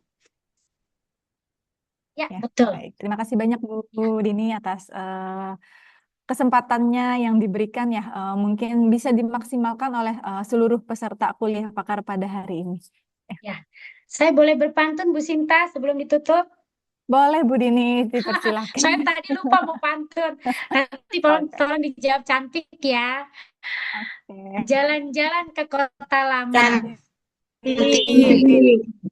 tak lupa membeli kain sutra. Cantik. Mari Cantik. tingkatkan pelayanan bersama untuk ibu dan bayi yang lebih sejahtera. Luar biasa, Masya Allah. Pantunnya pun berisi ada pesan moralnya ya ibu-ibu semua ya dari Bu Dini ini. Baik, Bu Dini, untuk kesempatan kali ini saya izin menyimpulkan berkaitan dengan materi dan diskusi yang sudah kita lakukan bahwa kepemimpinan itu memiliki peran yang sangat penting dalam pelayanan kebidanan karena menjadi kunci utama dalam meningkatkan mutu pelayanan, keselamatan pasien, serta kepuasan ibu dan bayinya. Pelayanan kebidanan yang bersifat kerja tim membutuhkan pemimpin yang memiliki karakter kuat seperti empati, ketegasan, kemampuan komunikasi, serta orientasi terhadap pasien. Selain itu, keberhasilan pelayanan tidak terlepas dari penerapan manajemen klinik yang baik, meliputi standar pelayanan, pasien safety, pencegahan kesalahan medis, serta evaluasi dan peningkatan mutu secara berkelanjutan. Pengelolaan sumber daya manusia juga menjadi faktor penting, termasuk kecukupan tenaga, kompetensi, pembagian tugas yang jelas, serta motivasi dan kesejahteraan tenaga kesehatan. Secara keseluruhan, kepemimpinan yang efektif didukung manajemen yang terstruktur dan komitmen tim akan mampu menciptakan pelayanan kebidanan yang berkualitas, aman, dan berfokus pada pasien. Perubahan besar dapat dimulai dari langkah kecil yang dilakukan secara konsisten dalam praktik sehari-hari. Mungkin itu yang bisa saya simpulkan, Bu Dini, untuk Ya, kegiatan terima kuliah kasih. ini. Terima kasih banyak kepada narasumber dan seluruh peserta yang sudah aktif tadi dalam sesi diskusi. Mungkin kita sebelum tutup tadi Bu Dini menutup dengan pantun. Saya juga ada sedikit pantun nih Bu Dini, jadinya mau nyambung. Jangan Ya. lupa teman-teman ya, bilang cantik seperti narasumber kita pada hari ini ya, sangat Masya Allah, cantik. tenang. Pergi ke Kantin. kantin membeli roti, tidak lupa membeli minuman. Hari ini jangan berhenti, tapi diterapkan dalam pelayanan. Untuk acara saya kembalikan kepada Ibu MC, Ibu Nina Tresnayanti. Kurang lebihnya saya mohon maaf. Wabillahi taufik wal hidayah. Wassalamualaikum warahmatullahi wabarakatuh. Waalaikumsalam. Terima kasih Bu Sinta. Warahmatullahi wabarakatuh.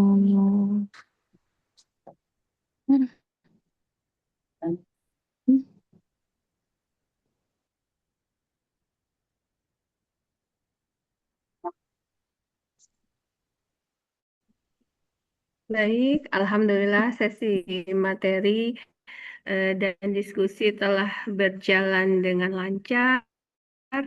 Terima kasih banyak untuk narasumber Ibu Widandini, luar biasa, dan juga moderator yang hebat ya pada siang hari ini, Bu Sinta. Sebagai penghargaan untuk narasumber, selanjutnya akan disampaikan piagam penghargaan yang akan diserahkan langsung ya oleh pimpinan kami, mungkin yang akan diwakili oleh Ibu Dea. Izin Bu Dea.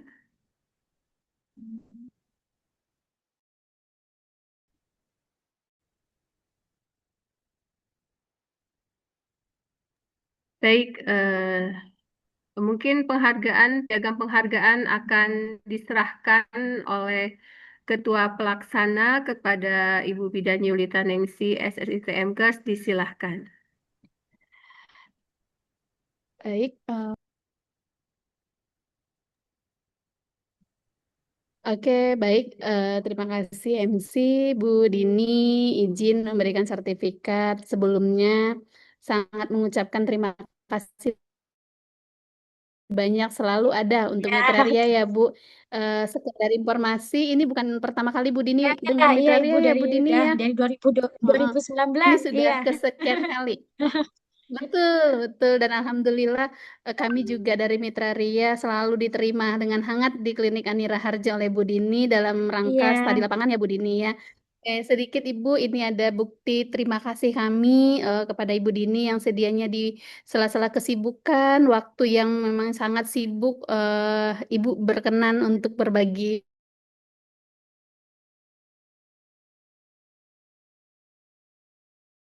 ilmu Bu Banyak Dini. atas Terima kasih. percayaannya kepada saya. Terima kasih juga untuk Ibu Danti Anwar. Terima kasih. Matur nuwun. Terima kasih. Mohon izin Bu Danti tadi sepertinya Iya. sedang ada rapat dan tentunya beliau juga sangat mengucapkan terima kasih. Iya, Terima kasih ya sama-sama Ibu. Ibu Yulita. Terima kasih banyak, Bu Dini. Baik, terima kasih banyak Ibu Yulita. Selanjutnya mungkin penyerahan sertifikat penghargaan untuk moderator kita. Disilakan Bu Yulita Ningsih untuk menyerahkan kepada Bu. Oke, baik.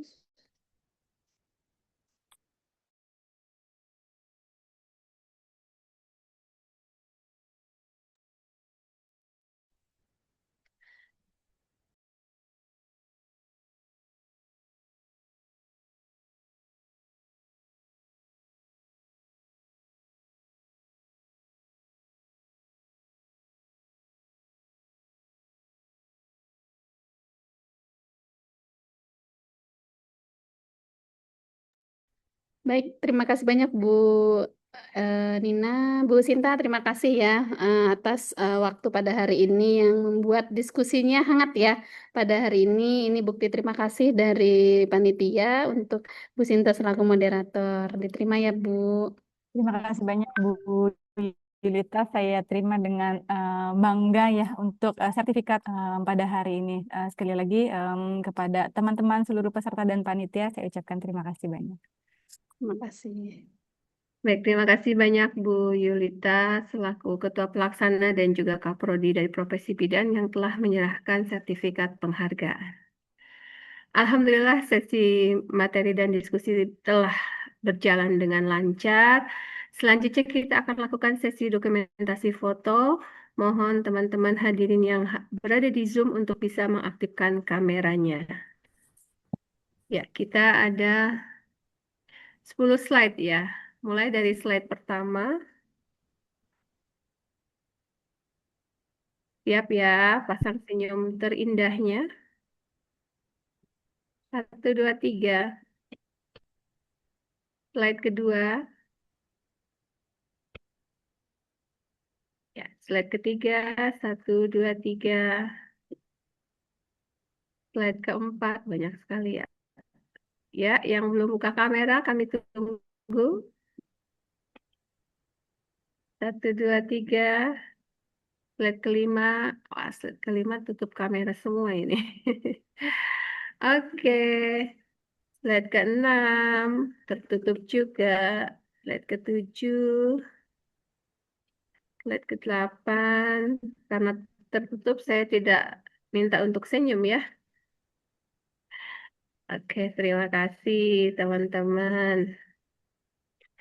Baik, alhamdulillah kita sudah sampai di penghujung acara.